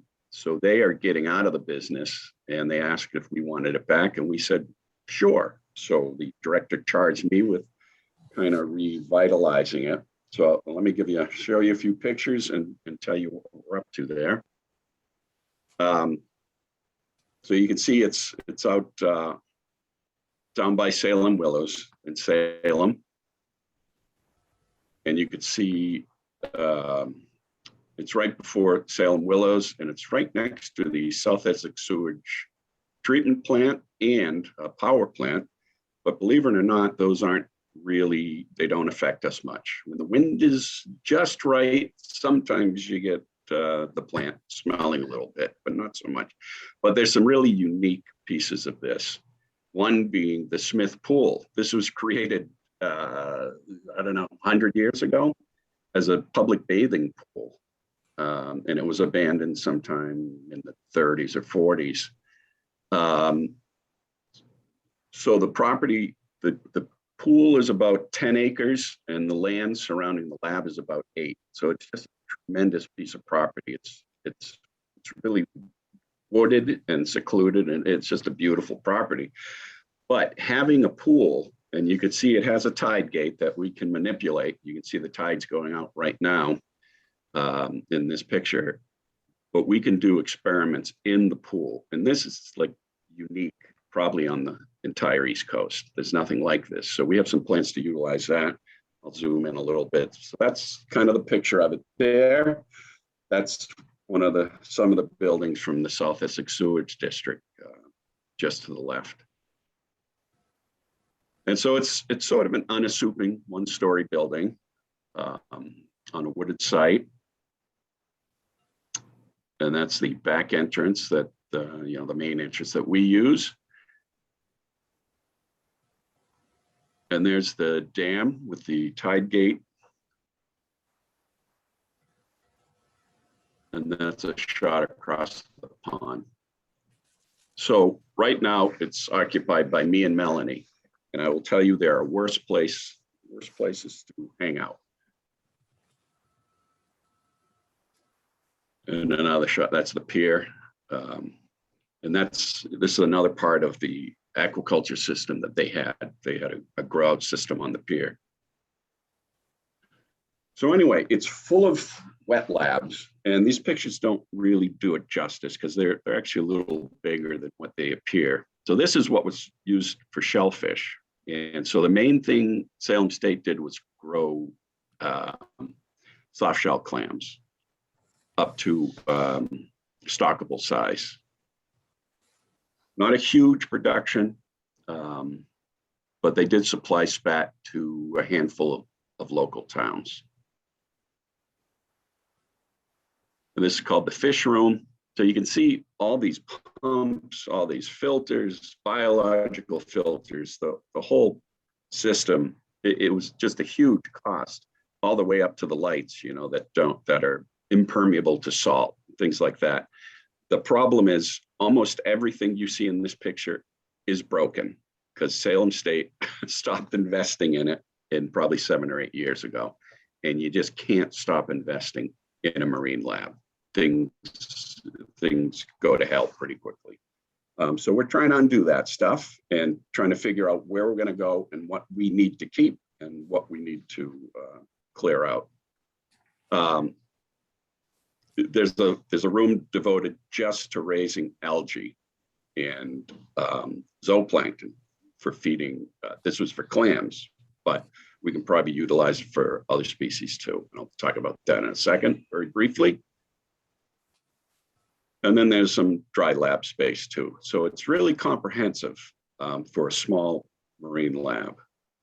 And it's actually got a nice meeting room. In fact, the commission would fit very nice. It's bigger than what this looks here. So we could have public meetings. We may have to build offices in part of it, make it into a smaller meeting room. But it's a very nice room. And it's all very sophisticated electronics. So I consider this is a view from my office. I can monitor all the systems. I can see how full the header tanks are on the roof, on the bottom. And again, an awful lot of this stuff's broken, unfortunately. And this is what we're doing. So straight ahead through those windows is what was called the student lab, full of tanks. We've made the decision to get rid of that particular lab and turn it into offices, and we'll be able to fit 3 or 4. You're seeing part of the problem. We managed to get this out of that room, believe it or not, that fit through the doorway, but it doesn't fit through the doorways on the right. And so we're going to have to take the doors off to get it out of the building. I don't know how they brought all this stuff in, to be honest, but so we're working on that. That's sort of the demo in progress. And again, that was full of tanks. So anyway, what are we going to do? We're getting rid of some of the seawater system because we don't need all of it. And we need space for offices. Gloucester is just chock full. So we're going to build out offices to house probably 7 or 8 staff. And what we'd like to do is consolidate all our stock, most of our stock assessment people, and most of the folks who sit at management boards, which would be me, Nicola, and Melanie, everyone but Dan. And then the stock assessment group, which would be Micah Dean, Gary Nelson, Sam Truesdale, and a person we will be hiring who is really, really talented, just incredible. And there's talk of maybe expanding more. That we will be hard pressed to get 7 or 8 staff in with enough offices, but the building was actually built to have a 2nd floor, but you know, we need to find probably $5 million to do that. So we'll see what happens with that.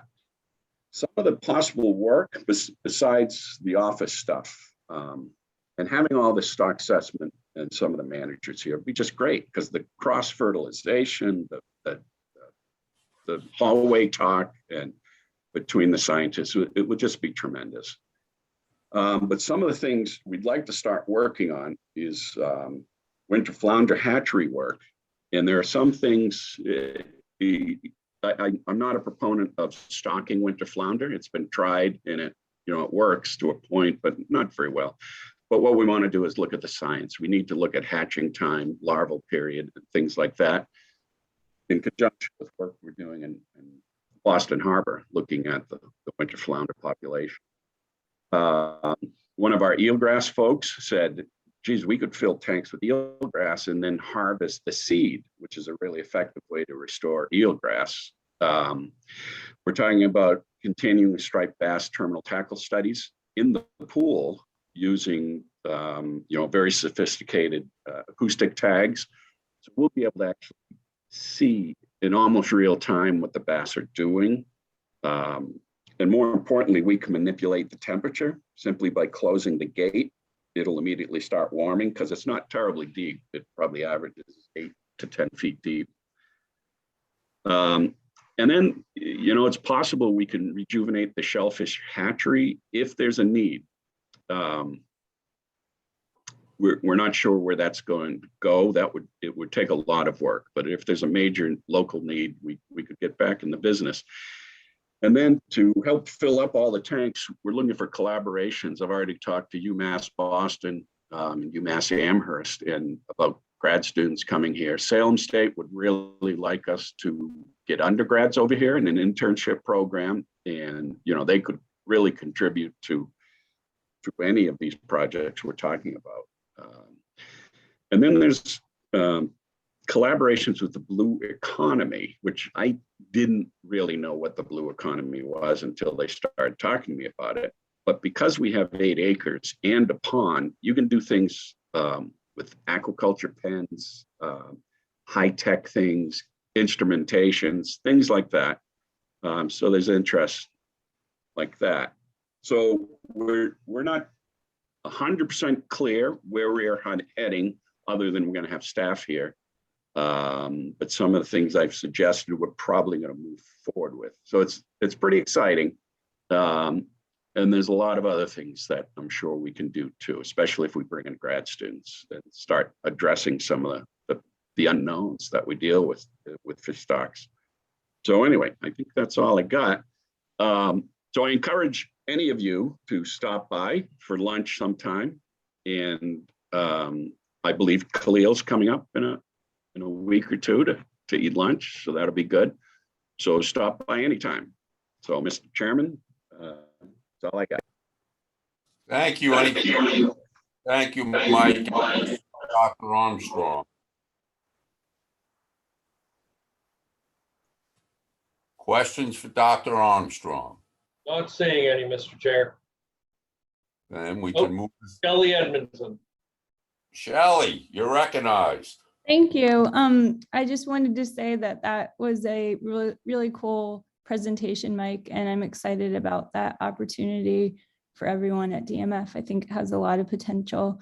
And I just had one question that's not really important, but it might be bugging at me all day. I was just curious as if the inflow pipes to the hatchery, are they taking water from in the pool or outside that pool? They're in the pool. Interesting. Yeah, believe it or not, on the other side of the wall at a low tide, there's virtually no water. Huh. In fact, we can almost drain the pond if we open the tide gates all the way. Mhm. So Fascinating. it is fascinating. Yeah. Thank you. Oh, we're excited. So Shelley, you should come up and I visit. will. Yeah. Thank you, Shelley. Tim Brady? Yeah, Tim, Mike. recognized. Hi, Mike, you kind of answered my question with the last one, but I was going to ask if that pond is salt or brackish, but sounds like it is salt. Yeah, It's, fascinating place. Thank you. Yeah, it's about 30 parts per thousand, same as Salem Harbor.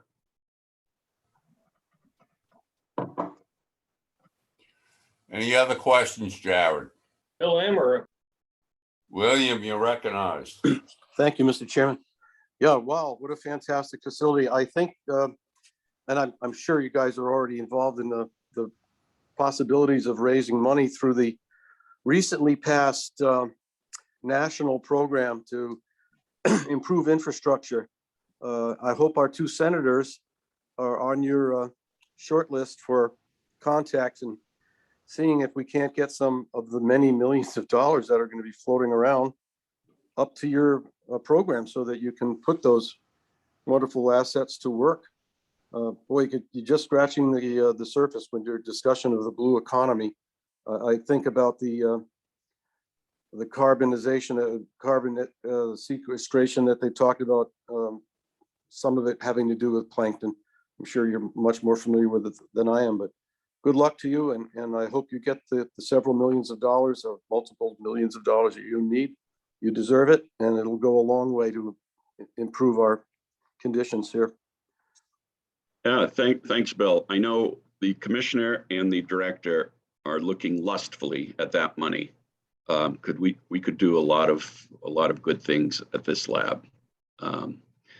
Even as is, it's really a gem. You know, it's a little tired, but it's still a gem. But with some serious money invested, it would be a showpiece and it's just a really important part of what goes on the East Coast for marine labs. Thank you, Michael. Thank you, Bill. Well, if we're ready to get into other business, I do have some other business that relates to this.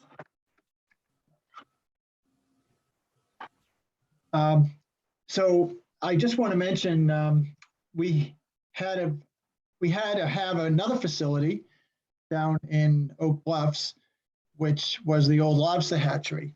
And that facility, we have developed a long-term lease to the Martha's Vineyard Shellfish Group to allow the Shellfish Group, which is a quasi-municipal organization.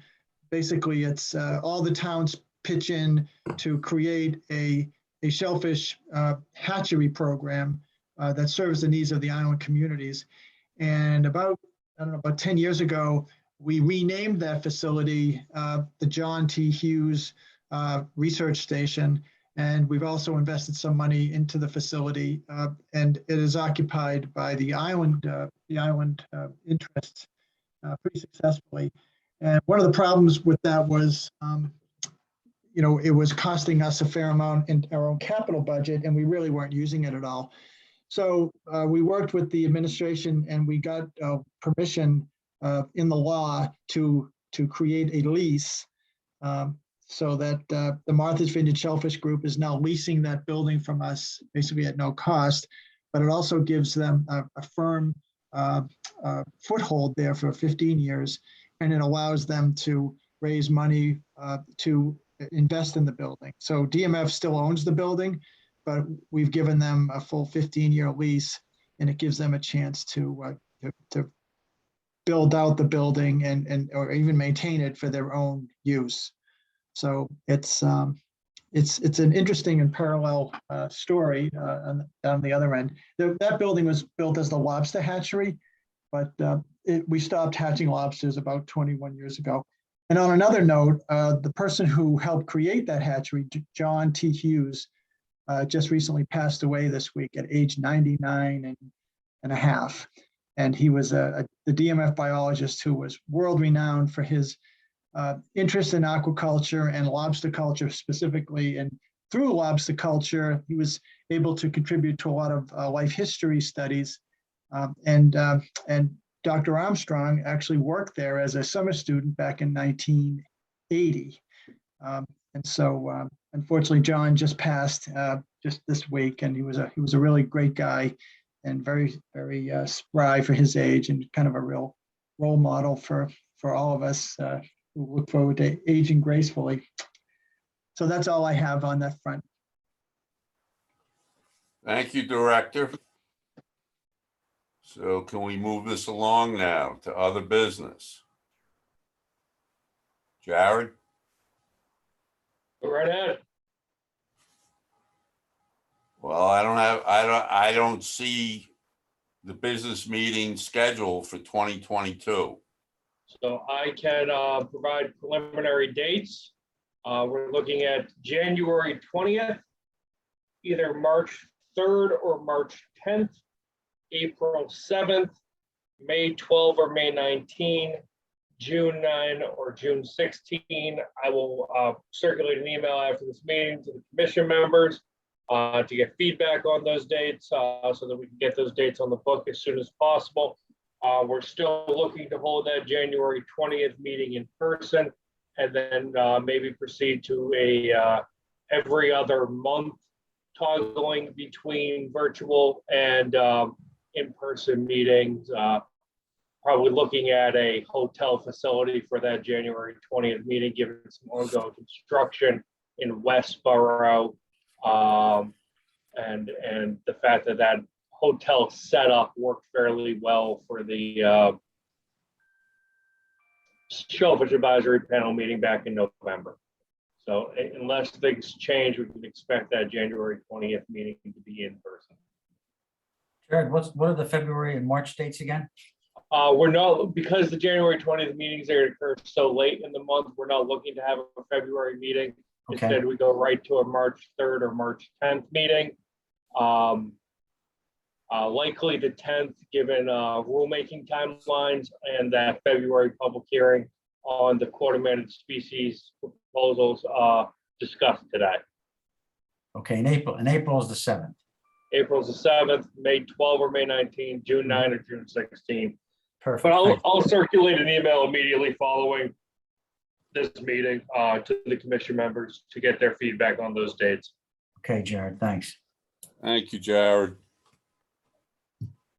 So are you done with your business meeting scheduling synopsis? That is all I have for that, Raymond. Yes. Yeah, so we'll be hearing from you on that. Commissioner, the comments, let's start with Lou Williams. Lou? Yeah, all set today, Ray. Thanks. Thank you, Lou. Suki? Yeah, thanks, Ray. I just kind of forgot earlier, I asked Dan or if Ron was listening in to pass up the chain of command to the Attorney General's office. Thanks for all their efforts on behalf of the lobster industry also. Thanks. Thank you, Suki. Mike Pierdnock.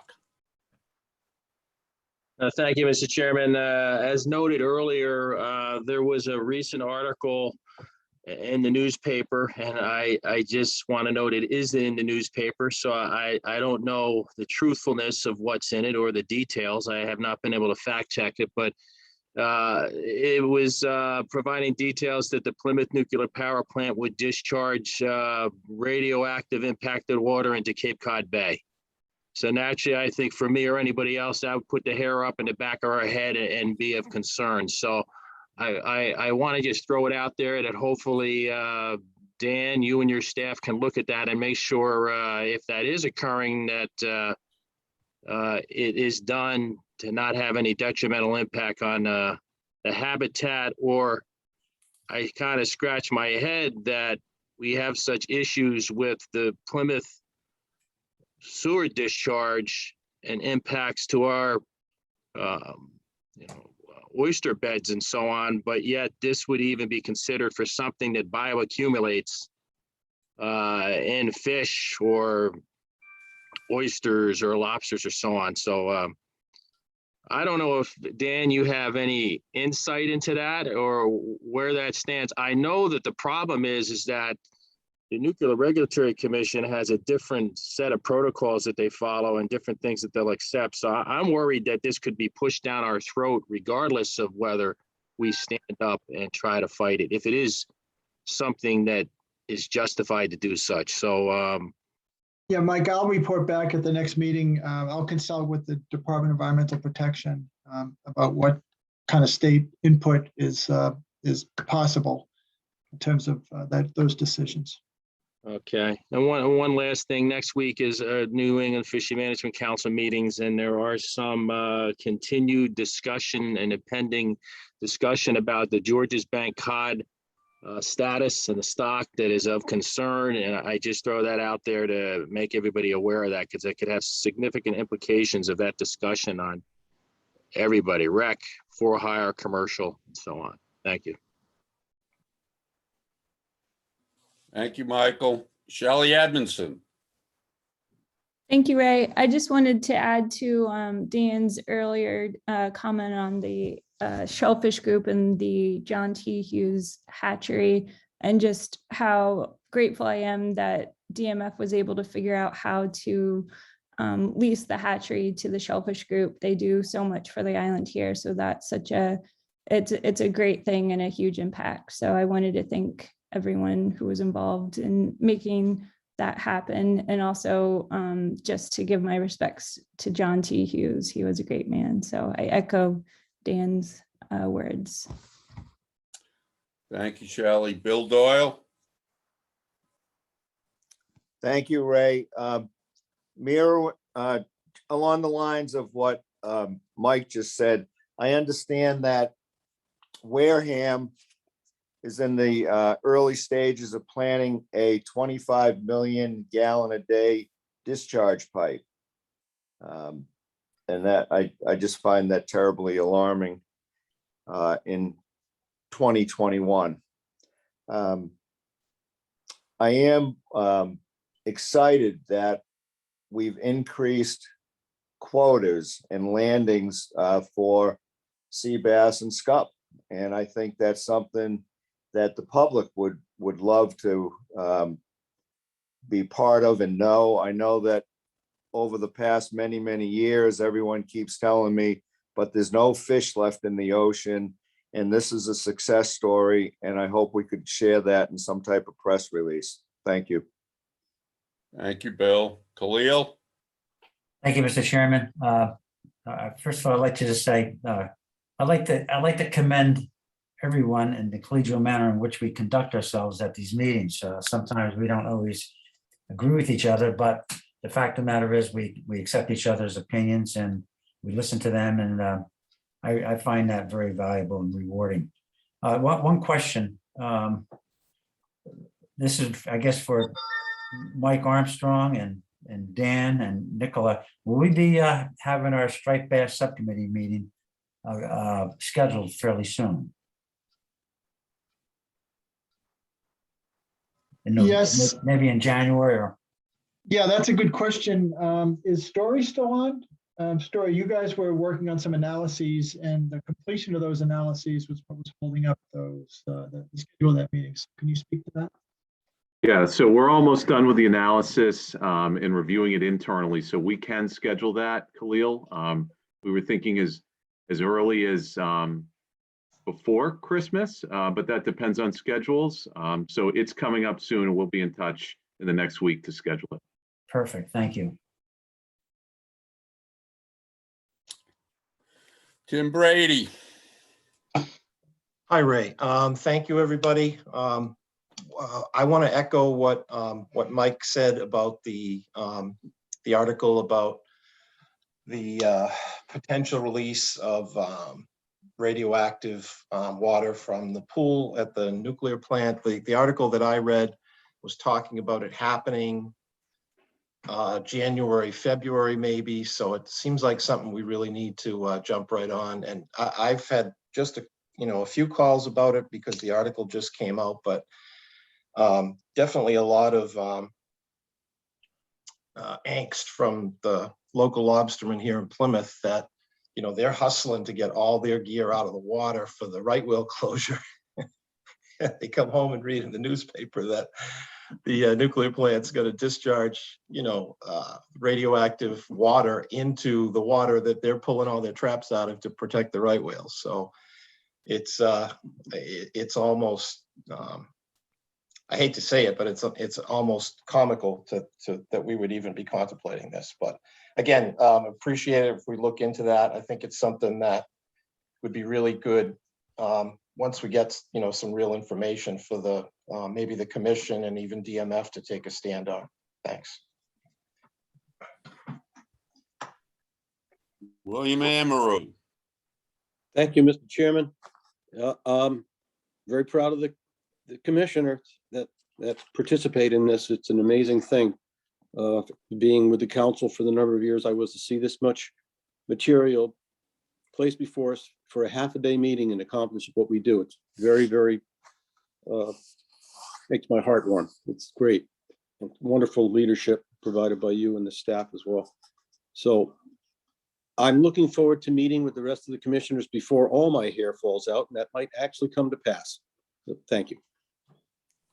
Thank you, Bill. And I'll close out commission member comments. Once again, I'd like to thank the entire commission, all the members. I just keep repeating myself monthly here, but they're intuitive comments. They're orderly. They're well-versed. It's refreshing. And more so people are getting more concise and to the point on when they have a point to make. And I'd like to commend once again the leadership of the new director, Dan McKiernan, and his staff. His staff is phenomenal. If you ever have a question, you can go to them. They're very receptive, and they might learn something from you when you question them, but they're all open to commission members. So if you ever have questions for them, please call them. And I want to thank the director himself. You're doing a great job, Dan. And I'd like to wish everybody a happy holiday because we will not be convening another commission meeting until after the holidays. And now, Ray, one last thing before you close out. I apologize.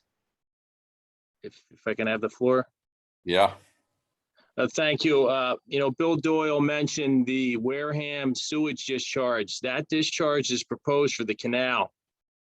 So that is something else that I think should be looked into further. My understanding is they had a local meeting, it got approved, but whether it actually happened seems to be up in the air, but we should be keeping our eyes open to that. So thank you, Rick, for doing that. I appreciate that, pointing that out. Thank you.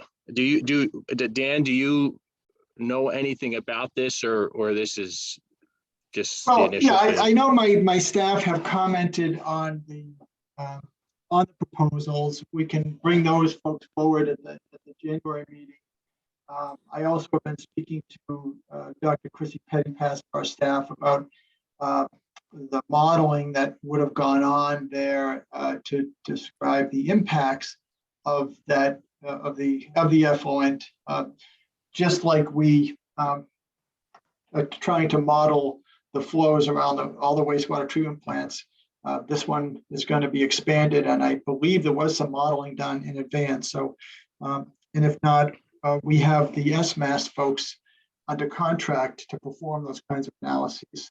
So why don't we put that on the January agenda as well?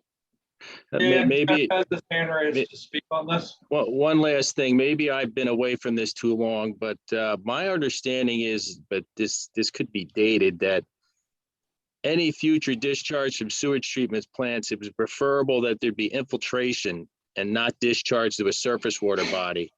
And that's to help keep our groundwater having adequate groundwater recharge so we don't have drought conditions and make it worse. So that this seems contrary to that they're going to discharge to a surface water body. I'm not sure what's behind that. Maybe that's dated, but I point that out and hope that they're looking for other options to discharge it on land, which I understand is what Plymouth is considering too, with that pipe that discharges to the harbor. Thank you. Dan, Jeff has, would like to speak to this. Oh, sure.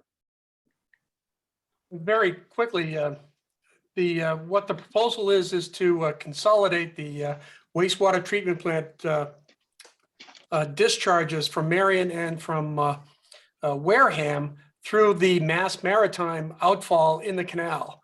So it wouldn't be new, although that certainly always having a new outfall might provide for more expansion of a sewer system, but it would be just relocating the discharges. We're not, it's hard to make a prognostication on whether that's good or bad. It changes who might be the winner and who might be the loser, because certainly if you increase the flows from 70,000 gallons going out Mass Maritime to 3 million gallons a day, it's going to expand that closed safety zone around that pipe. So, but certainly the canal is deep and it has a lot of water, has a lot of mixing. So it may be a better location than discharging to the Wareham River or down in Marion and Mattapoisett. So, but this is very early stages. So we are on top of it and we are looking at it. Yeah, so Jeff, in essence, you're saying we can discuss this at a later commission meeting? Absolutely. Thank you. Thank you. I would like to open this up to public comment. I have a comment from Manny Barrett or Ed Barrett. Ed, you're recognized.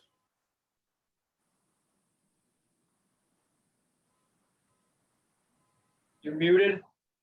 You need to unmute yourself.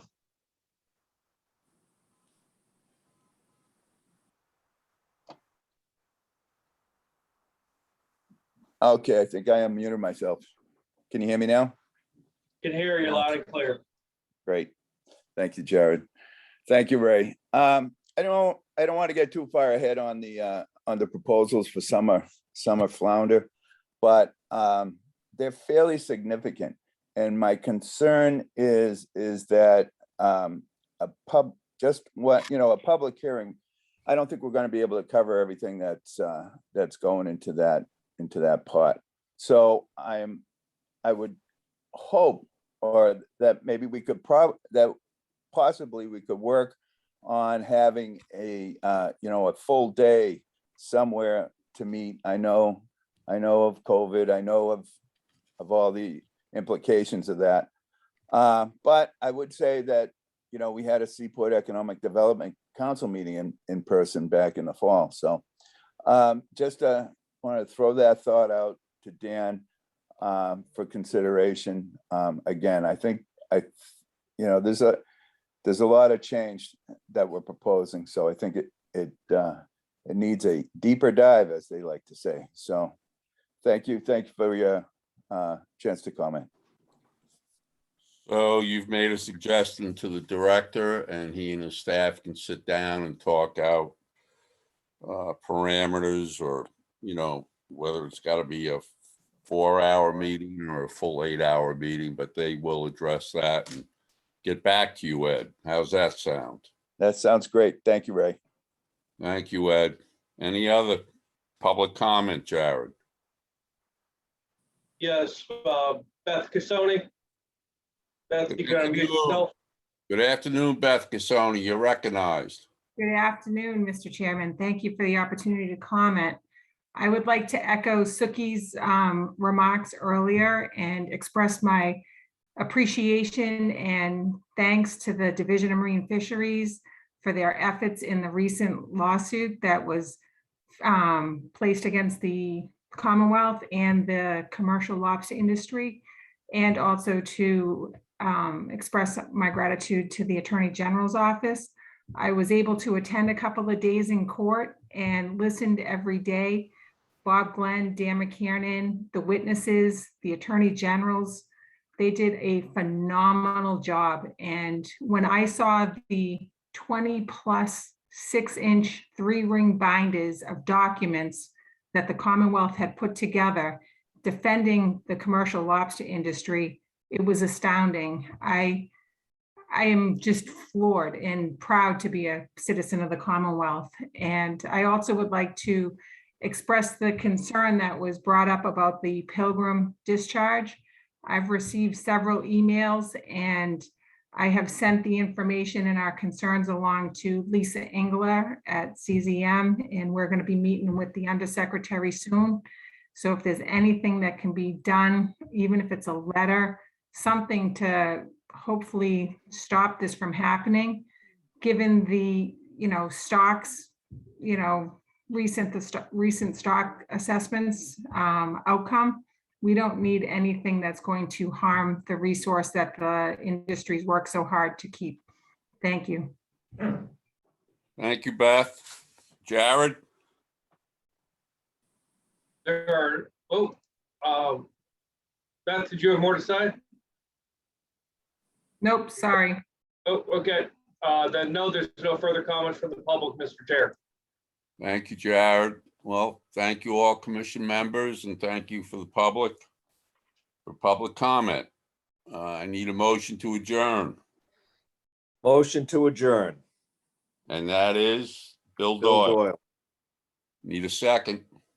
Second. No opposition. No opposition. Meeting adjourned. Have a happy holiday. Thank you, Ray. See you in January.